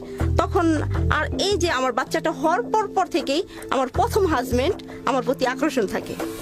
আমাদের তো এক সময় থাকে, ঠিক আছে, এটা প্রথম হাজবেন্ডের সাথে তারপর আপনার যোগাযোগ থাকে, সেকেন্ড হাজবেন্ডের সাথে ডিভোর্স হওয়ার পরেও যোগাযোগ থাকে। আমাদের বাসায় যায়, আমার ভাইয়ের সাথে চলে, একসাথে চলে, বাসায় যায়। আমার ভাইরে বলে যে মিরুষেন, আমার ছোট ভাইয়ের নাম তো মিরুষেন, একটা কাজ করো, আমাদের আবার মিলাই দাও। তখন আমার ভাই বলে যে না, এটা সম্ভব না। তারপরে যাই হোক, কিন্তু তারপরে আমার ফুফাতো বাইরে, আমার কিন্তু আপনার সঙ্গে তো যোগাযোগ থাকে, তেমন থাকে না, ঠিক আছে। আজকে চিঠি পাঠায়, কালকে এটা পাঠায়, কালকে ওটা পাঠায়। পরে আমার যে ফুফাতো ভাইয়ের সাথে ওনার খুব ক্লোজ থাকে। আমার ফুফাতো বাইরে ধরে বলে যে আপনারা একটা কাজ করেন, হাওয়ারে আমার কাছে আবর দেন। তখন ভাইয়া বলে যে কি কস, তোর তো একটা কিছু করতে হইব। তখন আমি ভাবলাম যে আসলে তো কিছু একটা করতে হইব। তখন আমি এক পর্যায়ে ওর সাথে ভাইয়ার বলি যে না আমার পক্ষে সম্ভব না, ওর ব্যবহার আচার খুবই খারাপ, ও আমার সাথে খুব খারাপ কাজ করছে। তখন বললো যে আমি তোকে দুজনের মুখ থেকে কথা শুনবো। তখন আমার দূরে এক জায়গায় ডাইকা নিয়ে ভাইয়া বললো, তারপরে আমাদের আস্তে আস্তে রিলেশন। পরে ভাই বোটা আসার পর থেকে আমি নিজেই ডিসিশন নেই যে না আমার কিছু একটা করতে হইব। তখন বাস তারপরে আমি করি, আমরা দুজন আবারও বিয়ে করি, ঠিক আছে। এটা হলো 2007 সালে। প্রথম হাজবেন্ডকে আপনি আবারও বিয়ে করেন? হ্যাঁ, আচ্ছা। তখন ওনার ঘরে স্ত্রী ছিল? হ্যাঁ, স্ত্রী ছিল। আমি এগুলো জানি মাইনে নিছি, মানে স্ত্রী বাচ্চা থাকা অবস্থায় আপনি বিয়ে করলেন? হ্যাঁ, ওকে, ঠিক আছে। আমি এগুলো জানি মেনে নিছি যে, বাট ওই স্ত্রীর পারমিশন ছিল, ফার্স্ট ওয়াইফের পারমিশন ছিল, যে ওয়াইফের থাকা অবস্থায় বিয়ে করলেন ওই ফাঁকে 2-3টা বিয়ে করে ফেলছি। ওই ফাঁকে 2-3টা, এটা জানার পর আপনি বিয়ে করছেন? হ্যাঁ, 2টা, মানে এই যে দ্বিতীয় বিয়েটা আমার থেকে যে দ্বিতীয় বিয়েটা করছে, ওটা আগে চলে গেছে গা, ওটা খুবই ছিল। পরে আবার বিয়ে করছে 2007 সালে, যেমন বিয়ে করলাম 2007 সালে বিয়ে করে দুজনে সুন্দর করে আবার নতুন জীবন শুরু করলাম। আমাদের সংসারে কোনো গ্যাঞ্জাম ছিল না, ঠিক মনে হয়েছে আমাকে পিছে যত টাকা কষ্ট দিছে সেই কষ্ট আমার দূর করে দিছে। আমাকে বললো বাসা নিয়ে বললো যে হাওয়া, আমি যা করছি, আর আমি কোথায় কি করি সেটা তুমি দেখবা না, তুমি দেখবা আমি তোমাকে কিভাবে ভালো রাখি। আচ্ছা, এখন আপনারা কি একই সাথে মিলেমিশে সংসার করতেছেন নাকি ঝামেলা আছে? আমার সাথে এখন সংসারটা নাই, আমরা দুজন আলাদা হয়ে গেছি। আমাদের ডিভোর্স হয় নাই, কিন্তু আমরা দুজন পৃথক হয়ে গেছি, ঠিক আছে। কতদিন যাবত পৃথক আছেন? 2009 সাল থেকে। 2009 সাল থেকে পৃথক? হ্যাঁ, 10 সাল থেকে। 8 বছর যাবত পৃথক আছেন? তাহলে আর এই পৃথক থাকা অবস্থা কি নতুন করে কারোর সাথে আপনার সংসার হয় না? না। ওর জীবনে ওই বউ নিয়ে আছে, ওর জীবনে কেউ আসে নাই। তো কতদিন সংসার করলেন এই লোকের সঙ্গে? তাহলে একসাথে থাকলেন কতদিন? 4 বছর সাথে আসছি, 3 বছর 3.5 বছর, যাই হোক, ঠিক আছে। কিন্তু আলাদা হলেন কেন? মূল কারণটা বলেন। এই যে মূল কারণটা বলতেছি, ভালোই চলতেছি। আমার আম্মা করলো কি, আমার একটা সমিতি আছে, সমবায় সমিতি একটা আছে, তো ওইখান থেকে আমার আম্মার টাকার দরকার। তখন করলো কি, আমার নামের উপর টাকা উঠাইলো, 64,000 টাকা উঠাইলো। তখন আমি বললাম যে, তখন আমার হাজবেন্ড বললো কি যে হাওয়া, সাধারণ চাকরির টাকা তো হয় না, তোমার যেমন এমন সুযোগ সুবিধা আছে, তাহলে তুমিও সেলাই কাজ করো, টুকটাক করো, ঠিক আছে। এর মধ্যে আমি সেলাই কাজ শিখে বলাইছি, করো। তারপর ছেলেটা আমাদের কাছে থাকুক, আমরা এই টাকাটা চাকরিও করি, বিজনেসও করি। এইটা আমার মা মেনে নিল না। কি করলো, আমার এখান থেকে টাকা নিয়ে এলো 40,000। আর আমার ছেলেটারও দেয় না, আমার ছেলেটারে দিয়ে হাতাই নেয়, মানে আমি একটা জিনিস যেটা বুঝতে পারছি, টাকা নিয়ে একটা ঝামেলা তৈরি হয়েছে। ঝামেলা তৈরি হওয়ার পর থেকে আপনাদের মধ্যে ডিস্টেন্সটা তৈরি হয়েছে, দূরত্ব তৈরি হয়েছে, এবং সেটা এখন পর্যন্ত আর না না ঘটছে এখন না। আমাদের এই হয় নাই। আচ্ছা, আপনার এই যে জীবন, এই জীবনে আসলে প্রথম ভুলের জায়গাটা হলো যে আপনি আপনার হাজবেন্ডকে কতটা ভালোবাসেন এইটা প্রমাণ করতে গিয়ে আপনি ওনার সাথে ডিভোর্স পেপারে সাইন করেছেন। আপনি যদি নাই থাকেন ওর জীবনে, তাহলে ভালোবাসা প্রুফ করার সুযোগটা কোথায়? আপনি এই যে ডিভোর্স পেপারে সাইন করলেন, ডিভোর্স পেপারে সাইন করাটা মানে কি তোমার জীবনে আমি থাকবো না? তারপরে কিন্তু ওর সঙ্গে আপনি থেকেছেন, বিভিন্নভাবে থেকেছেন, এবং সেই থাকাটা এমন হলো যে দ্বিতীয় হাজবেন্ডকে ডিভোর্স দিয়ে আবার ওর জীবনে ফিরে আসা। হ্যাঁ, এটাই হচ্ছে আপনার জীবনের সবচেয়ে বড় ভুল। প্রথম পর্যায়ের বড় ভুল আপনি যেটা করলেন সেটা ঠিক আছে, আমি বুঝি ইমোশনালি করে ফেলছেন, বয়স অনেক অল্প ছিল, আপনার পরিবারের ভুলই বেশি। কিন্তু পরের বার তো যে ভুলগুলো হলো সেগুলো তো আপনি নিজে থেকেই করলেন, কারণ ততদিনে তো আপনি অভিজ্ঞ হয়ে গেছেন, দ্বিতীয় সংসার করার পরও তো আপনি অভিজ্ঞ হয়ে গেছেন, এবং অভিজ্ঞতা থাকা অবস্থায় দ্বিতীয় যে ছেলেটা ছিল আপনার জীবনে, কুমিল্লার ছেলে, আপনি বলছেন ভালো না, এই অভিজ্ঞতা থাকা অবস্থাতেই আপনি চাইলে নিজের পায়ে দাঁড়াতে পারতেন, আলাদা হয়ে বের হয়ে এসে অর্থ করে রোজগার করে আপনি নিজের পায়ে দাঁড়াতে পারতেন। তা না করে আপনি এত লম্বা একটা সময় একটা মানুষের সাথে সংসার করার পরেও, আপনি আগের সে হাজবেন্ড, তার এতগুলো বিয়ে থাকার পরেও আপনি তাকে বিয়ে করলেন, এবং বিয়ে করার পরে আপনি কিছুদিন সংসার করার পরে আবার ডিভোর্স হয়ে গেল। ডিভোর্স ঠিক না, ডিস্টেন্স তৈরি হয়ে গেল।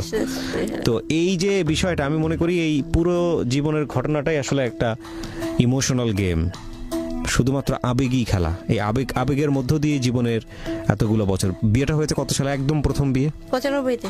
95-এর পরে আজকে হচ্ছে 2018 সাল, তার মানে 23 বছর। এই 23টা বছর চলে গেছে শুধু আবেগ দিয়ে। বাচ্চা কয়টা আপনার? ওই একটাই। কোথায় থাকে এখন তো বাচ্চার রানিং এ 15 চলতেছে। কোথায় থাকে? আমার কাছে আছে। আপনার কাছে থাকে? তো বাচ্চা কিছু বলে না আপনাকে?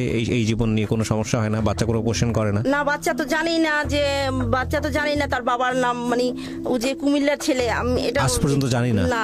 তো বাচ্চা জিজ্ঞেস করেন আমার বাবাকে? ও জানে যে ওর বাবা এই যে শাহজাহান, কারণ আমি আমার শ্বশুর বাড়িতে ওরে নিয়ে গেছি, পরে করছি। এটা তো আপনি আরেকটা ভুল করতেছেন। কেন আপনি এটা করছেন? ঠিক আছে, কারণ আমি চাই না, যেহেতু কুমিল্লার এই লোকটা আমার সাথে যেরকম ব্যবহার করছে, সেটা খারাপ থাকুক, কিন্তু তার পিতৃ পরিচয় জানার অধিকার তো তার আছে। আপনি যে সে লোকটা আপনার সঙ্গে খারাপ ব্যবহার করেছে সেটা ঠিক আছে, কিন্তু সে তো তার সন্তানের হকদার, তার সে দুনিয়াতে সন্তান এসছে। সুতরাং আপনি আপনার ছেলেকে বলতে পারতেন, আমাকে একটু শেষ করতে দেন প্লিজ, আপনার সন্তানকে বলতে পারতেন যে তোমার বাবা আমার সঙ্গে এইরকম খারাপ ব্যবহার করেছে, যে কারণে জিনিসটা হয়ে গেছে, কিন্তু সে তোমার বাবা, এটা আপনি বলতে পারতেন। কিন্তু আপনি তাকে একটা ভুল পিতৃ পরিচয় দিয়েছেন, এবং সেই শাহজাহানের সঙ্গে আপনি থাকতে পারেননি। তাহলে এই ছেলে যদি ভবিষ্যতে বড় হয়ে প্রশ্ন করে আপনাকে, সেই প্রশ্নের উত্তর দিবেন। এটা তো আপনার জন্য, এটা আপনি অপরাধ করেছেন, এটা ভুল না, এটা অপরাধ। আমার মনে হয় আপনার সন্তানকে বলা উচিত। কি করে আপনার সন্তান এখন? কি করে আমার সন্তান এখন? এতদিন লেখাপড়া করছে, তারপরে না এখন করে না, এখন লেখাপড়া করে না, এখন একটা কাজে ঢুকে গেছে। ও আপনাকে, এই যে আপনি যে অবস্থায় আছেন এখন আপনি কি করেন?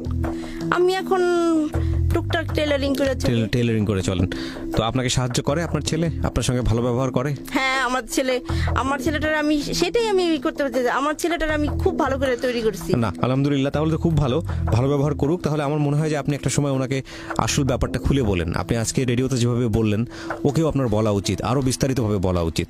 তাহলে হয়তো আপনি যেহেতু, আমার ছেলেটা মনে হয় একটু জানে, কিন্তু আমার সাথে করে না, এগুলা খারাপ ব্যবহার করে না, খারাপ ব্যবহার করে না কোনো সময় না। যাক, তাহলে খুবই ভালো।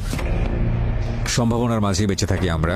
একটা মানুষ যখন ভুল করেন, একটা মানুষ যখন অপরাধ করেন, একটা মানুষ যখন গুনাহ করেন, যদি ধর্মের দিক থেকে যাই, তাহলে ওই মানুষটির সমস্ত দরজা বন্ধ হয়ে যায় না। যদি বন্ধ হয়ে যেত তাহলে সৃষ্টিকর্তা তাকে পৃথিবীতে খাবারের জায়গা করতেন না, অন্ন দিতেন না, মানুষটির কোনো পাপ শোধরানোর সুযোগ দিতেন না। সুতরাং সৃষ্টিকর্তা যদি এই সুযোগটি দিয়ে রাখেন, আমরা মানুষ হয়ে কেন সেটা বন্ধ করি? আমরা যেন আমাদের ভুলটা বুঝতে পারি। কারণ আমরা সবসময় বলি, প্রতিটা জীবনই সম্ভাবনাময়, প্রতিটি মানুষই সম্ভাবনাময়। যে মানুষটি সারা জীবন জুড়ে খারাপ কাজ করছে, কে জানে সে হয়তো এমন কোনো ভালো কাজ নিয়ে অপেক্ষা করছে সামনে, যেটা হয়তো হাজার ভুল, হাজার খারাপ কাজ, কিংবা পুরো পৃথিবীকে বদলে দিতে পারে, কিংবা পুরো সমাজকে বদলে দিতে পারে। সুতরাং এই সম্ভাবনার দিকে তাকিয়ে আমরা যেন অপরাধটিকে এমনভাবে না দেখি যাতে করে ওই মানুষটির ভালো কাজের সম্ভাবনা কিংবা ভালো কাজ যে সে করেছে সেটার দরজা একেবারেই বন্ধ হয়ে যায়, কারণ সেটাও কিন্তু এক ধরনের অপরাধ।